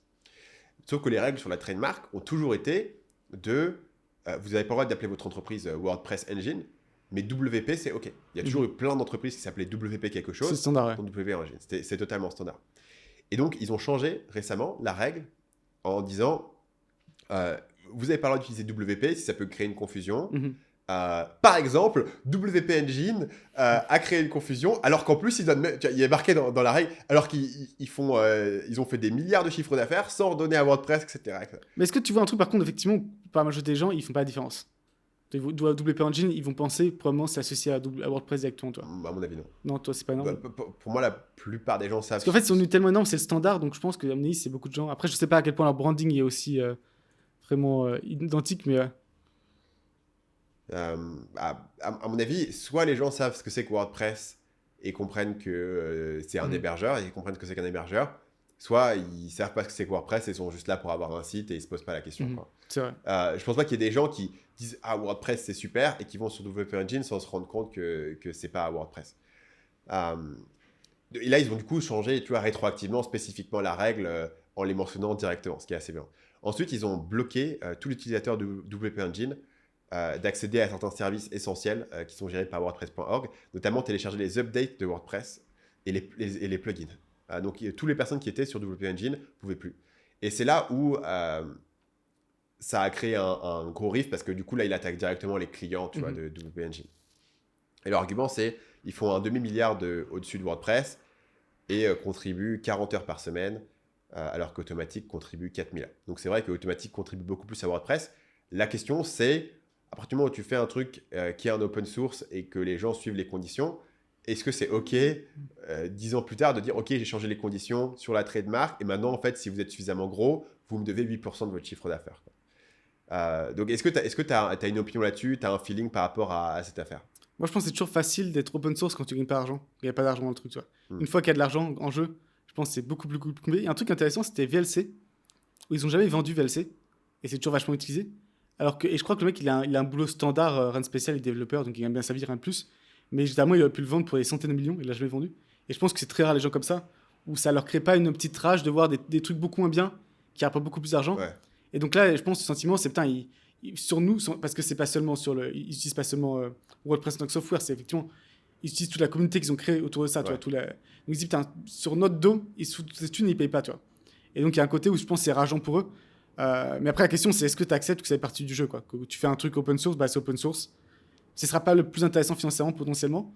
Même si, encore une fois, ça a eu quand même beaucoup de bénéfices pour arriver jusque-là. Et il a quand même la société Automatic, tu vois. C'est pas, lui, il crève pas non plus la dalle, tu vois. Non, ça va. Euh, Mais encore une fois, parce qu'à l'époque, c'est ce qu'il disait, et c'est un peu pareil d'ailleurs pour Wikipédia, c'est quand tu vois la taille de WordPress, il devrait dégager beaucoup plus de revenus profits que ça, toi. Quand tu gères, c'est quoi, 30-40% des sites mondiaux, Ouais. enfin, tu as des milliards de visites par jour. Effectivement, ce qu'ils extraient en termes de valeur, tu peux voir ça comme étant très très faible, quoi. Et tu as parlé un peu de Wikipédia, qui est genre 6e site le plus visité au monde, qui ramène 60 millions par an, quoi. Donc je pense que c'est peut-être cet écart-là qui l'a fait un peu. Mais ce qui est le cas dans beaucoup de projets open source, il y a souvent des entreprises enfin, il y a régulièrement des entreprises qui se montent et leur business c'est de créer un projet open source. Et au départ, je me dis, mais ce combat, comment ils lèvent de l'argent pour faire un truc open source? En fait, le truc, c'est qu'on va créer ce truc, ce standard. Comme c'est open source, il y a plein de gens qui vont contribuer.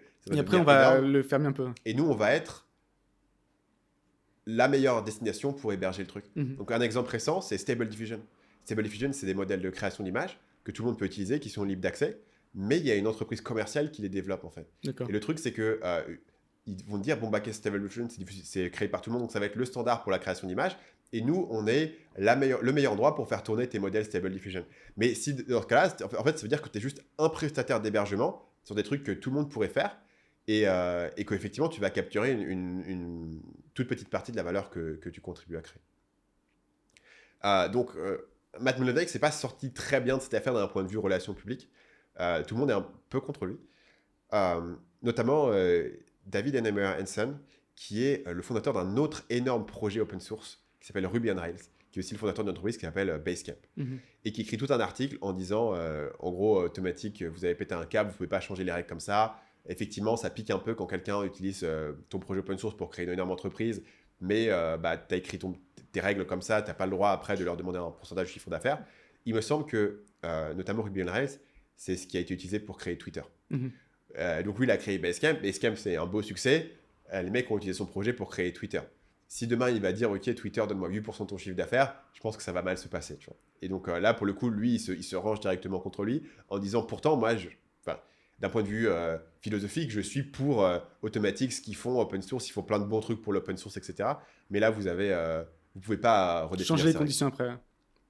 Donc, Mullenweg a dit, bon, bah, si tout le monde est contre moi, je vais faire un deal. Les employés de Automatic, vous avez le choix, vous pouvez partir si vous voulez. D'ailleurs, il a fait la même chose chez Basecamp. Ouais. Lui, c'était pour des raisons différentes.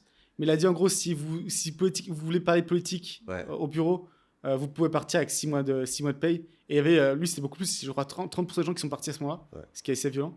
Et donc, il a fait la même chose, 30 000 $ ou 6 mois de paye, celui qui est le plus grand entre les deux. Et il y a 159 personnes qui ont quitté Automatic, ce qui fait 8,4% ce qui n'est pas énorme. Salariés. Ce qui est honnêtement assez pas énorme, je trouve.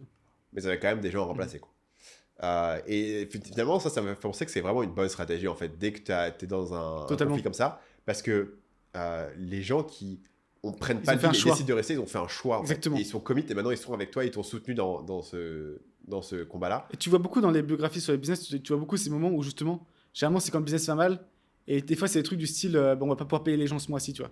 Et donc voilà, tu crées un choix, un commitment, et après les gens ils sont buy-in, ils ont fait un choix, ils veulent être cohérents par rapport à ça. Donc, t'as Netflix, c'était un peu comme ça aussi, où t'as juste les gens qui sont restés, qui étaient vraiment très motivés après. Donc, je pense que c'est pas mal de ce point de vue-là, ça peut fonctionner. Et encore une fois, pour un moment, les gens qui sont partis, c'était pas les plus motivés de base non plus, quoi. Donc, je me demande, des fois, même Basecamp, parce qu'il y a aussi Brian Armstrong qui avait fait ça avec Coinbase, où aussi, lui, si vous voulez pas être politique, vous pouvez partir. Et au final, je pense que c'est pas un mauvais. C'est une manière de purger un peu si t'as trop de C'est monde. ça. Donc ça part en procès dans les deux sens. Ils s'attaquent d'un sens à l'autre. Essentiellement, Developer Engine dit ok, c'est un abus de pouvoir et ils ont changé les règles Mhm. et vous n'avez pas le droit de faire ça. Et l'autre l'attaque en disant c'est de la diffamation, ce que vous avez dit. Bref, ça part en procès. Donc les leçons, pour moi vraiment c'est une leçon sur le personnage de Matt Mullenweg, tu vois. Mhm. Parce que j'ai souvent entendu ce mec en podcast. Tu crées une image sur 15 ans qui, d'un coup, en article. Je m'attendais pas de lui en fait. Je m'attendais pas ça à lui. Je dis, mec, enfin, tu vois, même si en fait tu dis, ok, ils ont pas contribué, etc. Pourquoi c'est ça ta stratégie? À mon avis, il pète un câble. Il y a un truc, c'est soit, ouais, il est haineux qu'ils ont réussi, soit un truc de jalousie, soit juste un truc, il les aime pas personnellement en fait. Et ça le fait chier que ce soit de la private equity, et ça le fait chier que tout son travail, ça enrichisse la private equity, etc.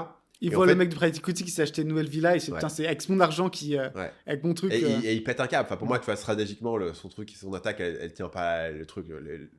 Il a rajouté une case, tu vois, sur le site où tu te logs pour éditer WordPress, ajouté une case en mode je ne suis pas affilié avec WP Engine, etc. Quand Ouais, tu c'est commences un à peu rajouter nul, une ouais. case sur ton site avec le nom du mec que tu attaques, juste en disant ok, c'est cette personne, déjà que des hébergeurs, il y en a plein d'autres, tu vois, c'est juste le plus gros. Et c'est juste celui qui n'aime pas. Donc l'autre élément, c'est en gros, il faut accepter les règles avec lesquelles tu as accepté de jouer, quoi. Open source, ça veut dire que les gens vont se faire des thunes sans te payer. On a parlé tout à l'heure, mais si tu fais des vidéos sur YouTube, ça veut dire que quelqu'un peut faire une vidéo pour te défoncer, ça veut dire que quelqu'un peut citer ce que tu as dit hors contexte, etc. Et il faut l'accepter, ça fait partie des règles du jeu, et tu peux pas faire semblant que tu comprenais pas les règles 10 ans plus tard. Conflit d'intérêt, le mec possède à la fois WordPress.org et une entreprise majeure qui est construite sur WordPress, et il attaque son concurrent, tu vois. Il y a un élément où si en fait tu veux faire le chevalier à la défense d'open source sur WordPress.org, faut pas que ça bénéficie aussi directement financièrement, quoi. Ouais. il faudrait que ce soit une personne qui a juste dédié sa vie à WordPress.org et à la beauté de l'open source. Et c'est compliqué si c'est une personne qui a aussi Et c'est aussi compliqué si après tu un vas business concurrent. réclamer 8%. Toi. Si c'est juste pour la beauté du truc, tu veux dire, ouais, j'aime pas qu'il fait qu'il supprime backup, bah tu demandes juste ça, tu demandes pas 8% à côté, quoi. Ouais, et finalement, ouais, pourquoi elle a créé ce combat, c'est vraiment ma question. En fait. C'est vraiment mon énigme. Et ce qui m'intéresse le plus que le drama, c'est en fait d'essayer de comprendre la motivation du mec et pourquoi il s'est lancé dedans. Parce que En fait, il était déjà riche, il était super bien reconnu, toi, tout le monde l'aimait. En fait, ouais, Tout le effectivement. monde le kiffe. Et là, maintenant, il est dans les commentaires d'un random article de Verge à se battre contre les mecs, tu vois. Contre des random commentaires internet, à les attaquer et tout, dans un random article. Et dès qu'il y a une personne qui parle en disant ouais, je pense qu'il a raison, tout le monde dit ah ouais, ok, c'est un faux compte de Matt Mullenweg. Genre, le mec, il passe vraiment pour un gamin, tu vois. C'est assez dur. Donc, je pense que ouais, c'est comprendre que même si tu as du succès, etc., apprendre à prendre du recul et une certaine humilité et comprendre que tu peux pas rectifier tous les torts même si tu les vois, comprendre ta position stratégique et est-ce que vraiment tu as un effet de levier ou pas dans cette situation. Et comment ça va être perçu ta communication, quoi. Ouais. En fait, lui, je pense qu'il s'est foiré, il pensait que tous les gens allaient dire. En fait, il pensait peut-être qu'il allait capitaliser des années sous sa réputation et que tout le monde allait. Ah, c'est vrai que les méchants private equity, en fait, non, ça n'a pas fonctionné, quoi. Après, je pense que les gens en fait détestent quand tu changes des règles en cours de jeu. Il y a aussi, je pense, cet aspect-là qu'il faut pas ça fait flipper beaucoup de monde parce que beaucoup de gens qui utilisent WordPress, j'ai vu une vidéo sur un mec qui est développeur WordPress, etc. Bah, tout d'un coup, ça le fait flipper de dire ok, bah finalement, le mec qui contrôle WordPress, il est un peu mégalo. Parce qu'en fait, il a un contrôle quasiment universel sur WordPress. Et ce qui est souvent le cas sur les projets open source, apparemment, le titre officiel de DHH sur Ruby on Rails, c'est dictateur à vie. Ce qui veut dire que c'est parti qu'il a créé, donc c'est à lui de choisir la destinée du produit, quoi. Ouais, que du coup, le mec, il a un contrôle énorme et unilatéral sur l'élément. Donc, le problème, c'est que le destin de la communauté va beaucoup être basé sur à quel point est-ce que les gens ont confiance en cette personne pour gérer le truc, tu vois. C'est pas aussi la question, c'est est-ce qu'au croire. final, ça peut, même si c'est pris un petit bad buzz, est-ce que ça pourrait pas fonctionner, toi?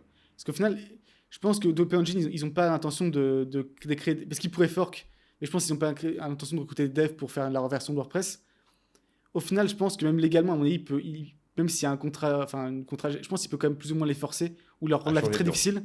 Changer de nom, il peut leur rendre la vie très, très difficile. Donc en fait, est-ce qu'au final, on peut regarder ça dans 3 ans et en fait, son truc de WordPress Engine à lui, il a fait x3, l'autre il s'est fait défoncer, et au final ça aurait quand même fonctionné. Mais du coup, est-ce qu'il n'aurait pas dû le faire limite de façon plus cachée, tu vois? Il n'y avait pas vraiment de raison de faire un combat public dans ce cas, tu vois. Il aurait dû faire discrètement, leur rendre la vie difficile et essayer de choper des parts au fur et à mesure, quoi. Parce que du coup, si eux, tu vois, ils doivent se plaindre, le C'est mec de private equity doit se plaindre. c'est ça. Ah ouais, c'est pas C'est intéressant ça. gentil et tout, tu Ça vois. aurait été beaucoup mieux, quoi. Il aurait beaucoup de mal, lui, à Ouais. se plaindre. Et Jason Cohen, il en a pas parlé. Je pense qu'il veut pas lui-même se mettre dans ce combat-là. Probablement, tu vois, il a une certaine admiration pour Mullenweg. Et en plus, il est pas CEO, Jason Cohen. Il est genre Ouais. Chief Innovation, tu vois. Donc, en fait, c'est pas son Et lui, problème. par contre, je pense que lui, c'est le genre de gars aussi qui est assez sage de ce point de vue-là, qui dit Ouais, il à veut pas se pourrir la vie À là-dessus, mon quoi. avis, lui, il a fait le calcul. Il a dit, moi, je touche pas à ce truc. C'est pas mon problème. Mm. On va laisser les avocats se combattre. Ouais. Un gars comme ça qui a une image de héros, tu vois, qui allait salir son image personnelle pour ça. À la limite, il dit à ses avocats d'aller les attaquer en justice sur la trademark. Et après, publiquement, il dit ah bah écoutez, c'est comme ça, moi, tu vois, il faut qu'on défende aussi l'intégrité de WordPress, etc. Mais il n'y met pas un engagement personnel. Ouais, ça aurait été mieux. Erreur tactique. Parlons de la lecture pour les enfants. On en avait parlé dans un podcast précédent. Ouais, il y a un bout de temps où tu m'as partagé un article Substack où un mec expliquait qu'il avait pris à son enfant à lire à 2 ans. Et donc je me dis, ouais, je vais essayer comme ça. Est-ce que tu as essayé toi avec ta fille aussi ou pas? Ouais, j'ai essayé. Okay. Bon, mais elle apprend aussi un peu à l'école, donc j'ai l'impression de... Ah merde, l'école aussi m'a rattrapé là-dessus. Elle reconnaît les lettres, elle reconnaît différents mots, tu vois, notamment son nom. Okay. Des trucs comme ça. Et du coup, ouais, j'ai commencé il y a environ peut-être 3-4 mois, de façon très légère en fait. À coup de 6-7 mois à la fois. Toi, donc, c'est même pas 5 minutes, c'est genre 3 minutes, je lui montre. Et c'est littéralement parce qu'au début, je me dis, ouais, je vais acheter un truc, je vais faire des. En fait, je sors mon téléphone, j'écris sur Apple Note le mot cat et je lui montre. Et en fait, du coup, tu peux le faire un peu n'importe quand tu veux, quand il pense. En sachant que quand il a commencé, il connaît déjà tout l'alphabet, tous les sons. Donc, il pouvait dire hey, c'est A, et il sait tout ça. Donc, je me suis dit, ça va aller super vite, ça va être simple. Et c'était en fait beaucoup plus difficile. Et donc, tu as des moments un peu de frustration où, par exemple, je lui montrais cat, c'est. Il me montrait que A-T. Et je me disais, c'est-à-dire quoi? Dog. Non, tu viens de dire que. Après, je lui disais, dis-le plus rapidement. Je disais, non, bah, ça fait quoi ensemble? Tu les mets ensemble. C'était un peu frustrant. Parce qu'en fait, je pense qu'il y a une notion d'abstraction avec les mots qu'on ne comprend pas. Et donc, d'ailleurs, si vous voulez faire avec vos enfants ou vous pouvez prendre des notes pour plus tard si vous n'avez pas encore, je pense que c'est intéressant d'abord commencer par les sons. Parce que justement, tu retires cet aspect mot, en fait. Parce que cat, ils disaient un chat, toi. Donc, en fait, ça crée un truc compliqué. Donc, tu PA, ça n'avait pas, toi. Et moi, j'avais commencé directement par les mots, ce qui n'était pas idéal. Et donc, maintenant, ça commence tout juste à cliquer. Où il connaît pas mal de mots. Et il commence, mais surtout, il commence à comprendre. Ok, en fait, quand tu additionnes ces sons, c'est ça qui fait le mot, tu vois. Alors qu'avant, c'était plus presque de la reconnaissance, en fait. Où il a 3 ans. Il a 3 ans et demi. Ouais. Et j'en ai tiré quelques leçons sur comment bien faire ça. Donc, c'est encore une fois, si quelqu'un veut le faire. C'est établir la routine. Au début, je l'ai pas fait au début parce que je galérais un peu parce que tu vois, tu faisais juste après dessin animé ou peu importe et il voulait pas le faire, ça lui avait la flemme. Et en fait, maintenant, c'est le matin, on va ensemble, après que je me fais une petite session de carottes torse nu, on va chercher mon café en scout. Et donc, du coup, quand on attend le café, je lui montre 6-7 mots. Tu vois. Okay. Donc, il sait que ça se passe tous les matins. Et les enfants, ils réagissent très bien à ça en fait. Quand il y a un truc qui arrive tout le temps, ils se questionnent, ils posent plus de questions, ça fait partie du truc, quoi. C'est ce que j'ai mal fait, j'ai pas trouvé la bonne routine. Faut trouver le créneau. C'était un peu irrégulier. C'est ça. Faut trouver le créneau le plus simple possible. Un autre truc aussi, c'est de donner du facile parce que pareil, ce que je faisais, c'est que une fois qu'il maîtrise un mot, je disais bon, maintenant on bouge sur les autres mots, tu vois. Et sauf qu'en fait, c'est très bien à chaque fois de commencer par les mots qu'il connaît déjà. Il prend la confiance. Donc cat, il connaît très bien. Dog, peu importe. Bus, il connaît. Et c'est seulement après que tu lui montres les mots qu'il connaît pas. Et pour les mots qu'il connaît pas, un autre truc aussi, c'est que j'ai remarqué que si tu faisais 2 échecs d'affilée, ça allait le saouler, toi.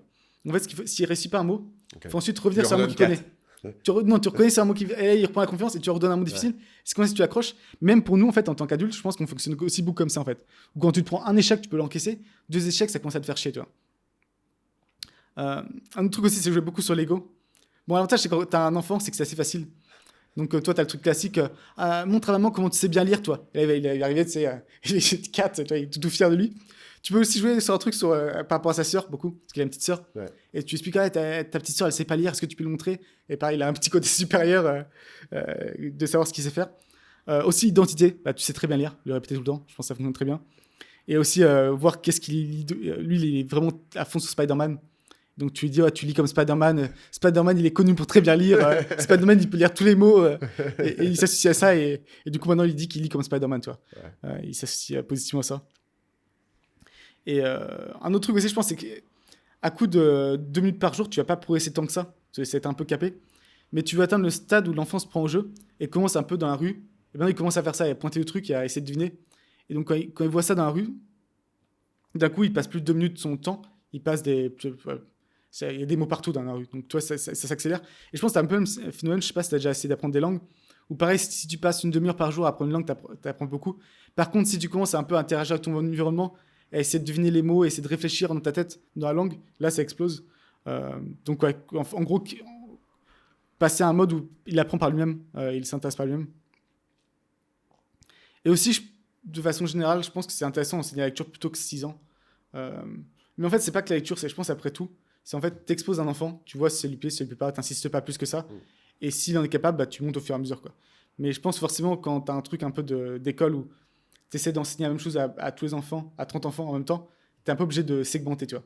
Mais les enfants sont assez individuels, et donc il y a certains trucs qu'ils vont comprendre rapidement, d'autres, ça va être plus compliqué. Euh, un truc aussi, bon, c'est assez évident, mais pas trop forcé non plus. Parce que pareil, c'est là où tu peux casser le truc, toi. Si tu t'énerves, si tu insistes, il est fatigué, il veut plus le faire, tu coupes. Et même, il y a un mec qui lui, il a fait des vidéos sur comment apprendre à son enfant à 2 ans à skier. Il a cette petite fille qui a 2 ans skier très bien.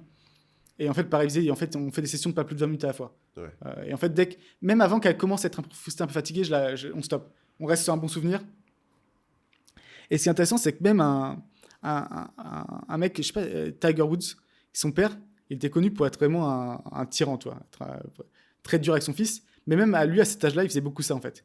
Et en gros, on jouait un peu au golf, il sentait que Tiger Woods commençait à fatiguer à 2-3 ans, parce qu'il était quand même quand il a commencé. Ah, on va prendre une glace, tu vois. Et on revient, et pour que, en gros, l'activité reste positive dans l'esprit, et pas braquer l'enfant. Et le dernier point de comment apprendre à son enfant potentiellement à lire assez tôt, encore une fois, il ne sait pas lire, hein, c'est juste, il se débrouille un peu avec les mots, c'est éviter tout ce qui est abstraction. Parce qu'on fait aussi des fois un peu les chiffres, et tu as un truc moi, qui me fascine à chaque fois, c'est que si je vais lui dire, maintenant il a compris, mais si je lui dis, au début je lui disais 2 plus 2, il disait, je sais pas. Je disais 2 bonbons plus 2 bonbons, combien de bonbons? Quel bonbon, tu vois. Et donc en fait, on se rend pas compte, mais un chiffre tout seul, ça n'a aucun sens en fait. Nous on l'a intégré, mais je pense qu'il faut au maximum revenir à un truc le plus concret possible pour que l'enfant puisse comprendre. Et pareil, pas hésiter visuellement à montrer 2 bonbons c'est ça, puis 2 bonbons ensemble, c'est 4 bonbons. Tu as tes doigts, 2 doigts, vraiment montrer visuellement et au niveau d'abstraction le plus bas possible. Et donc voilà, c'est un peu ça mes leçons. Donc je continue à voir jusqu'où ça va aller. Mais l'avantage actuellement, c'est que c'est fun, tu vois. Parce qu'encore une fois, c'est quand tu forces, c'est forcément c'est pas fun pour l'enfant, mais c'est pas fun pour le parent, tu vois. Donc plus tu sens que l'enfant ne veut pas le faire, tu vois, ça sert à rien. Donc là, on est rentré dans une dynamique où c'est positif, et donc c'est cool. Je pense que l'enjeu qui arrive après, c'est comment est-ce que tu donnes à tes enfants le goût de la lecture, tu vois. Trouver ce qui va être leur Harry Potter pour beaucoup de gens, le premier truc qui les a vraiment fait kiffer à lire. Et c'est pour ça que je pense qu'apprendre à lire plus tôt, ça augmente les chances, parce que du coup, il va être à l'aise à l'école, et il va considérer que la lecture, c'est un truc positif pour lui, tu vois. Il est valorisé là-dessus. Donc je pense que ça aide. Et pareil, de façon générale, je pense que si tu es mauvais en lecture à 7-8 ans, peut-être que ça te freine un peu par rapport à ça ensuite à te mettre là-dedans, quoi. Je pense qu'il y a une corrélation assez forte. Parce que, après, moi, je pense que j'ai appris 5-6 ans, je pense, dernière école de maternelle, CP que tu apprends à lire. J'ai appris un peu comme tout le monde. Ouais. Je pense que c'est par là. Mais ça, c'est un autre truc aussi. C'est assez. Est-ce que tu avais fait ta JAPD, toi? Oui, tu l'as fait, forcément, tout le monde l'a fait. Et JAPD, tu te rends compte qu'en fait, tu as 10% de la population française qui ne sait pas lire, quoi. Et tu regardes les stats, c'est encore ça, je crois, on est encore avec au-dessus de 90%, 95% peut-être. Et tu dis comment tu fonctionnes dans le monde moderne sans savoir lire, toi. Le handicap énorme que c'est. Donc forcément, ça c'est la passion extrême de vraiment pas savoir lire. Mais je pense que plus tu es à l'aise là-dedans, plus tu auras un avantage au cours de ta vie. Parlons de tes conseils sur comment investir dans la bourse. La stratégie infaillible pour devenir riche dans la bourse. Élever ses enfants, c'est bien, mais gagner de l'argent, c'est mieux, toi. Parler de vrais trucs. C'est ça. Et donc, je vais partir une expérience de trading en sachant que, bon, c'est pas un conseil financier. C'est quoi les disclaimers officiels américains? This is not financial advice. En gros, si vous perdez de l'argent, c'est votre faute, quoi. Si vous me suivez mes conseils, vous perdez votre argent, c'est Darwin, quoi. Mais moi, je pars du constat qu'en fait, la plupart des gens, on n'est pas tous Stan, toi. Stan, il a la capacité d'investir tous les mois la même somme, de pas réfléchir, de mettre en automatique, de pas essayer de stock pick et autres. Toi, c'est les mecs, son vice, c'est lire des articles Substack. Toi, on n'est pas tous comme lui, toi. Et la majorité des gens, notamment des gens, beaucoup des mecs aussi, j'ai l'impression, veulent faire du stock picking. Tu vois, je le sens bien ce truc-là, tu vois. Veulent choisir. Et je pense que la façon la plus saine de canaliser cette envie, c'est de dire, ouais, je vais mettre peut-être 2, 3, 4, 5%, peu importe, de ce que j'ai de mon investissement dans un truc un peu fun où je fais un peu ce que je veux, quoi. Ok. Et donc moi, c'est ce que j'ai fait. Notamment, j'ai mis en place en début 2020. Et je fais pas... ça, c'est ouf, je suis à x46 quand même. Ok. En 4 ans, quoi. Nice. Donc, Ok. appelle-moi Barry. Enfin, là, c'est abusé, quoi. Encore une fois, si tu veux pas mes conseils, mais je trouve même maintenant, j'hallucine que c'est possible de... J'ai fait x46. Donc, je suis parti avec 1000 euros. Donc, c'est pas non plus incroyable, mais c'est une performance. Et puis, les Dodge en 2014, j'ai comme un truc, toi. Peut-être que vendeur de bouteilles sur Amazon, c'était pas ma vocation, c'est trader. Et donc, ce que j'ai fait, notamment, ce que j'aimais bien faire, c'est en fait, toutes les boîtes ont annoncé qu'ils partaient en faillite. Donc, tu as eu ça en premier pour Hertz, où en fait, c'est devenu une sorte de meme coin où c'est parti en faillite et il y a des gens qui ont commencé à l'acheter. Ouais. Et donc, moi, je l'ai acheté vraiment en bas. Mais il y a eu un petit optique et je ne l'ai pas vendu au moment de l'optique. Mais en fait, coup de shot énorme, c'était pas prévu. C'est en fait, ils sont sortis de la faillite sans ayant pas, comment dire, wipe out. Parce qu'en fait, ce qui se passe, c'est quand tu pars en faillite complète, en banqueroute, Les actionnaires sont éliminés. C'est les derniers. Ils vendent les actifs pour repayer les dettes. Les dettes, les employés, les fournisseurs, les banques, peu importe, et les investisseurs derniers. Mais en l'occurrence, ils ont réussi à se sortir. Et donc, en fait, si tu gardes ton action, au final, ça valait quelque chose, quoi. Donc, j'ai fait x7 en un an, c'est pas mal. J'ai fait aussi un peu à la même époque Wirecard. Je sais pas si tu connais l'histoire de Wirecard. Si, c'est une énorme fraude sur... c'est un truc allemand, c'est ça? Il y a une série sur Netflix, je vous recommande. Ok. Wirecard, donc une boîte qui en fait facilitait les transactions internationales, donc un truc vraiment sérieux. Boîte allemande, cotée en bourse en Allemagne. Ouais. La plus grosse boîte tech allemande, tu sais, on dit que c'était une boîte incroyable. Et en fait, il y a un mec. Alors, c'est ça qui est toujours pas très clair, qui est assez fascinant. Si on ne sait pas si en fait il a inventé 2 milliards qui n'existaient pas, pour en gros faire croire que la boîte allait mieux que ça, Ok. ou il y avait 2 milliards et il les a transférés aux Philippines pour ensuite partir avec, quoi. Ok. Mais il y a un truc qui colle pas. Et donc, ce mec, c'était le CFO, Yann Marsalek, qui s'appelle. Donc, là, en l'occurrence, je crois qu'il y a le CEO qui a fini en prison parce que lui, il a menti. Mais lui, c'est un peu le dindon de la farce, tu vois. Lui, il n'a pas récupéré de l'argent. Il n'était pas trop con que le CFO faisait ça. Mais c'est juste vu qu'il était CEO et qu'en gros, il a menti auprès des investisseurs quand il a commencé à découvrir le truc. Ouais. Il va potentiellement en prison. Mais l'autre, Yann Marsalek, ce qui s'est passé, c'est qu'il a été retrouvé brûlé en Philippines. Sauf qu'en fait, il y a la grosse suspicion qu'on ne peut pas prouver que c'est lui, tu vois. Donc en fait, c'est des trucs un peu, genre il a un peu abusé, tu sais, l'hôtel, la chambre d'hôtel a son nom, alors que c'était un fugitif. T'es là, c'est un peu facile, tu vois. Donc en fait, on pense que c'est peut-être pas lui ils ont brûlé quelqu'un d'autre, tu vois. Peut-être un corps, on sait pas. On sait pas jusqu'où le truc. Mais surtout, donc il est peut-être enfui avec 2 milliards. Et c'était découvert ensuite que c'était un agent du FSB, donc les renseignements russes. Donc pour un moment, maintenant, il vit en Russie, tu vois, il s'est enfui en Russie. Mais bref, quand le truc tombe l'info, je me dis, je vais faire pareil qu'avec Hertz, ça va se casser la gueule. Et toi, ça va être bon pour moi. Sauf qu'à ce moment-là, encore une fois, si tu prends le timeline, moi, Hertz, je pensais que j'avais tout perdu, en fait. Donc pour ça, je recommence. Mais je me suis dit, dans cette fois, je ressors au monde de l'optique, tu vois. Parce qu'en fait, ce qui se passe, c'est que même pas avec Hertz, tu as des gens un peu joueurs qui voient que la boîte valait littéralement 2 millions. Toi, elle est passée de 2 milliards à 2 millions, un truc comme ça. Donc, dis, 2 millions, c'est rien. Tu te mets un peu dessus. Et effectivement, en fait, en 24 heures, l'action a pris un x3. Et j'ai revendu à ce moment-là, je suis sorti avec un x3, tu vois. Donc, c'est bien passé. Mais après, c'est dead. Mais après, par contre, lui, ils sont jamais revenus. Ouais. Eux, c'était dead. Donc, j'ai bien fait de sortir quand je pouvais. Et donc, j'ai arrêté un peu ma carrière de trader super actif comme ça. Toi, j'ai pris un break de 3 ans et demi pour me ressourcer, pour réfléchir à d'autres choses. Bah après avoir fait des tels coups, C'est je ça. comprends, hein, x7 en un an, C'est 1000 euros. sur 1000 euros, là, ça vaut le coup d'aller passer quelques années pour profiter de ta richesse, tu vois. C'est ça. Me rester au calme, qu'on ne me trouve pas. Parce que peut-être que j'avais des informations insider sur Currency, mais sur Wirecard, mais ça, on n'en parlera pas plus. Et après, jusqu'ici, il y a le podcast MFM qui est sorti. Est-ce que tu l'as écouté il y a 3 semaines? Ouais. Il parle de Weight Watchers. Ouais. Et du coup, ça a réveillé mes instincts, tu vois. Où, en Du fait, coup, ils ont fait un call de ouf. J'ai regardé, c'est exactement ce qu'ils ont dit qui s'est passé. c'est toi. Moi, j'ai investi. Moi, j'ai fait confiance. Ouais. Et donc, j'ai... Donc redis-nous le contexte de Weight Watchers, c'est quoi? J'ai jamais c'est très une- compris ce que c'était d'ailleurs. C'est une boîte de programme pour perdre du poids. Ok. Sauf qu'en fait, ça a été un peu la merde parce qu'ils ont eu 2 coups durs. Un, c'est Ozempic, où en gros, les gens, pourquoi on se ferait chier à perdre du poids avec un programme quand on peut prendre Ozempic? Ça fait mal. Mais surtout, le gros coup dur, c'est qu'Oprah Winfrey, elle est sortie de la boîte. Et donc, ça s'est écroulé quand elle est sortie. Ils sont passés de 700 millions à 50 millions de valo. Ok. Donc, Oprah Winfrey, d'ailleurs, qui est maintenant mise en cause avec les trucs de Puff Daddy, les trucs de trafic humain. Donc, en plus de trafiquer des humains, elle fait cracher... C'est joyeux cet épisode. Elle fait cracher le cours de bourse de Weight Watchers, quoi. Ok, vraiment, Pas une belle personne, pas des belles valeurs. Je recommande pas. Et donc là, je me suis quand même... C'est un truc, c'est que...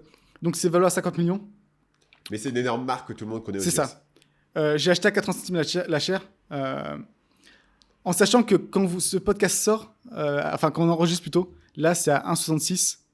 Donc, c'est un plus de x2. Ça fait x2 un peu plus et d'une donc, semaine, en fait. Et quand le podcast sort, peut-être dans une semaine ou deux, peut-être que vous pouvez peut-être vous foutre de ma gueule. Tu vois, vous pouvez aller voir sur Internet. Est-ce que tu vends à 1,66 ou tu gardes? Bah, c'est la discussion de fin que je veux qu'on ait pour qu'on décide vraiment sur cet épisode ce que je fais en termes d'action. Okay.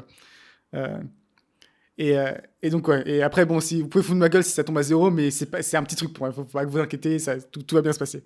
Mais après, je me suis dit cette fois-ci, donc, est-ce que je fais comme Workcard où je sors au bout de 24 heures et puis je me dis, bon, j'ai fait un x2, très bien. Ou est-ce que je me dis, il y a un truc long terme à faire là-dessus? Parce que quelle est la théorie du coup? Il y avait une théorie sur MFM de pourquoi Weight Watchers ça avait du potentiel. Bah, ce que tu dis, c'est en gros, le plus gros truc, c'est que la marque est énorme. C'est vraiment connu de tous les Américains. Ça a quand même une très bonne réputation.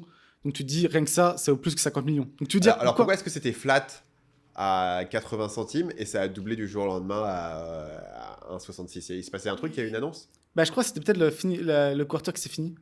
Donc peut-être qu'ils ont report, mon niveau d'amateurisme. Hein, okay. mais en gros, le problème, la raison pour elle, c'est qu'elle vaut seulement 50 millions. Et ils n'ont pas déclaré faillite aussi. Un autre truc, c'est un peu différent. Et la CEO, elle n'est pas en mode on va restructurer, là, c'est en mode on va refaire, enfin, on peut faire quelque chose de cette marque. Quoi. Mais le gros problème, c'est qu'ils ont genre 1 milliard de dettes, ce qui n'est pas optimal comme situation. Et donc, tout l'enjeu. 1 milliard de dettes sur 50 millions de ballots, ouais, c'est compliqué. Ouais, puis après, c'est pareil. En fait, avec les intérêts, ils sont négatifs en termes de income, alors qu'en EBITDA, ils sont rentables, donc ils ont un peu le problème. En fait, tout va jouer là-dessus, et donc tout le pari est là-dessus. C'est en gros, s'ils avaient restructuré la dette en la réduisant, en la délayant ou en réduisant le taux d'intérêt, je pense qu'ils peuvent s'en sortir, toi. Par contre, si les banques leur laissent aucune marge de manœuvre, ils vont couler, toi. Et après, peut-être qu'ils vont revendre la marque à côté, mais la marque, peut-être qu'ils vont retirer, je sais pas, 200 millions. Ça suffira jamais à couvrir les dettes, quoi. Donc, ils ont annoncé qu'ils allaient lancer un espèce de Ozempic, une espèce de sous-marque de Ozempic. Ils vont vendre ça. C'est ce que MFM ont parlé. MFM c'est ce qu'eux avaient prédit, effectivement, c'est exactement ce qui s'est produit. Et ça a quand même doublé leur ça a doublé le truc. Leur valo. Donc tout, mais encore une fois, même s'ils font ça fonctionne bien. 1 milliard de dettes sur leur niveau de revenu, leur niveau d'income, ça passe pas, toi. Donc c'est tout vraiment comment ils peuvent restructurer la dette et s'en sortir avec un truc un peu mieux parce que sinon ils vont se faire. Encore une fois, faut regarder.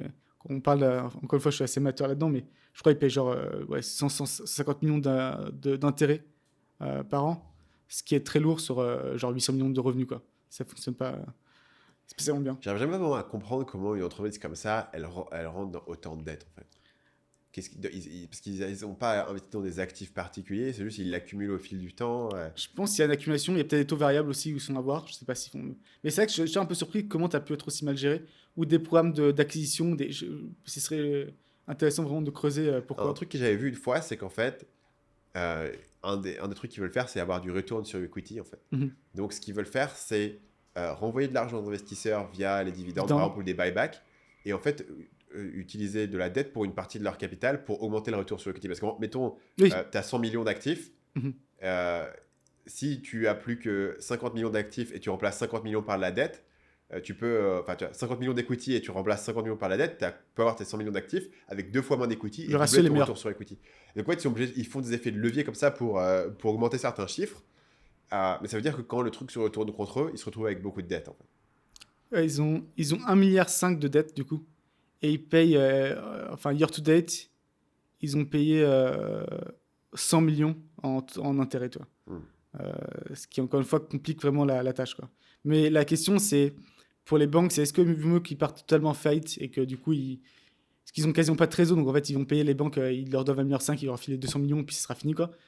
Peut-être en vendant les actifs encore à la marque, et peut-être qu'ils vont filer 500 millions, ou est-ce que les banques vont préférer soit ignorer une partie de la dette, soit plutôt probable la repousser, la mettre sur peut-être 10-15 ans, réduire un peu d'intérêt, leur laisser un peu d'air, laisser la boîte revenir et après que la boîte progressivement repaye cette dette, quoi. C'est tout l'enjeu. Ça fait quand même beaucoup de cycles mentaux pour toi de t'inquiéter de ce qui se passe chez Weight Watchers. C'est vrai. Alors que tu pourrais te concentrer sur la prochaine marque de bouteille d'eau. C'est vrai. Mais du coup, c'était marrant et c'était pour ce podcast que je me suis intéressé parce que quand j'ai acheté, littéralement, j'ai écouté le podcast, j'ai dit, vas-y, on y va. 50 millions, c'est pas beaucoup. Maintenant, j'essaie de rationaliser, tu vois. J'essaie de justifier pourquoi ça pourrait être une bonne idée. Mais moi, je partais que du truc du petit optique, tu vois. Ouais. Et du coup, j'ai regardé le lendemain, putain, il n'y a pas d'optique. 9 millions, je pensais qu'ils faisaient bouger le marché, tu vois. Okay. En plus, je me suis dit, si c'est 50 millions, ils vont faire bouger le marché. En fait, non, rien du tout. ça a pris plus de temps. J'ai surestimé leur capacité. Je pensais qu'il y avait des milliers de Paul qui écoutaient le podcast et qui auraient mis de la thune et que j'allais pouvoir tous les rock Paul d'un coup, quoi. Mais c'est pas passé. Donc, qu'est-ce que tu fais? Bah, du coup, c'est la question. C'est qu'en gros, j'ai mis $20,000. Maintenant, ça vaut 46 000 $. Ok. Donc, ce que je pourrais faire psychologiquement, ce qui est satisfaisant, c'est juste Sortir 20 000. sortir 20 000 et comme ça, j'ai jamais perdu. Tu vois. Ouais. Je peux dire que j'avais perdu. Donc ça, c'est une possibilité. L'autre, c'est de dire, j'ai fait mon petit coup, très bien, je le sors complètement.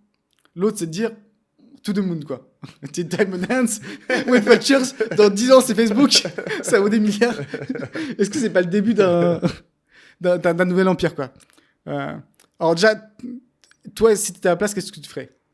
Moi, si t'es à la place, je vendrais tout et je mettrais tout dans des ETF. Putain, mais, voilà. c'est chiant, ça. Enfin, en fait, moi, le truc, c'est que j'ai pas envie de devoir m'inquiéter de ce que fait putain de Weight Watchers, tu vois, tous les jours. J'ai pas envie que ce soit un truc qui si je garde, moi, je regarde plus, toi. Si je garde, je regarde plus, c'est fini, toi. Donc c'est vraiment seulement, soit je vends maintenant, soit je vends jamais, quoi.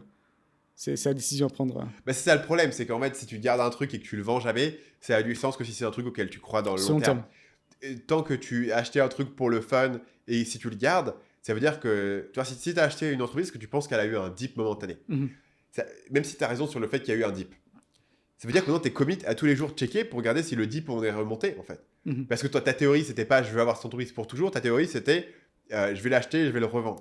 Donc maintenant, tu dois checker tous les jours, tu dois suivre les news, etc. Tu as cette dette un peu mentale de ce truc-là. Mais du c'est coup, pour ça la que question, si t'es pas c'est. commit d'avoir envie de le suivre, il vaut mieux le vendre et pas avoir besoin de le Mais si je suivre. connais le long terme, en fait, il faut que je décide sur ces questions de dette, en fait. Mais du coup, je suis pas assez qualifié pour comprendre vraiment c'est quoi les chances qu'en fait la dette soit restructurée ou pas, toi. Donc j'ai pas cette info. Donc de point de vue là, si t'as pas d'info, c'est kiff, tu connais pas mieux le marché, pas moi. Et après, maintenant, j'en ai parlé sur le podcast. Je pense qu'il y a ici la tentation de. Du coup, au moins, si je vends les 20 000 maintenant, toi, encore une fois, je suis que gagnant, toi. Après, c'est que du positif, toi. Et donc, au moins, je reste là-dessus. Parce que là, si le podcast sort et le truc est tombé à 0.1 et qu'en fait, c'est fini, ça va être dur pour mon ego, tu vois. Parce que du coup, c'est tout l'argent de tes 1 000 € initiales, c'est les 20 000. Bah, c'est ça, là, j'ai des roll-up, là. Ton track record, il est à 46, mais il pourrait tomber à 0. C'est dangereux. Donc là, c'est dangereux. Ça. C'est pour ça que c'est une grosse décision, toi. Parce que l'avantage, c'est que si je continue comme ça, dans 20 ans, je pourrais dire j'ai fait un year-over return de 35%, tu vois, je peux ne pas m'arrêter, quoi. Donc, est-ce que je prends le risque que les 4 options, c'est comme. C'est comment qui veut gagner des millions, quoi. Les 4 options, c'est tu vends tout, tu gardes tout, tu vends la moitié. T'appelles un ami. C'est quoi la 4e option? Le public vote. On n'a qu'à faire un vote du public. On va faire un vote du public. Poster. Non, c'est trop tard. Vend ou garde. C'est trop tard. Ce sera trop tard à ce moment-là. Ça, on devrait faire le podcast en direct. Hein. On pourrait faire des votes du public, prendre des questions. Ce serait intéressant. Mais du coup, je pense que je vais partir pour vendre la moitié, sécuriser. Okay. Et après, c'est que du gain, quoi. Psychologiquement, je pense, encore une fois, tu parles de cycle mentaux. Là, je suis gagnant à tous les coups, tu vois. Gagnant à tous les coups. C'est ça. Okay. Alors que si je vends tout maintenant et que ça explose, j'aurais le seum.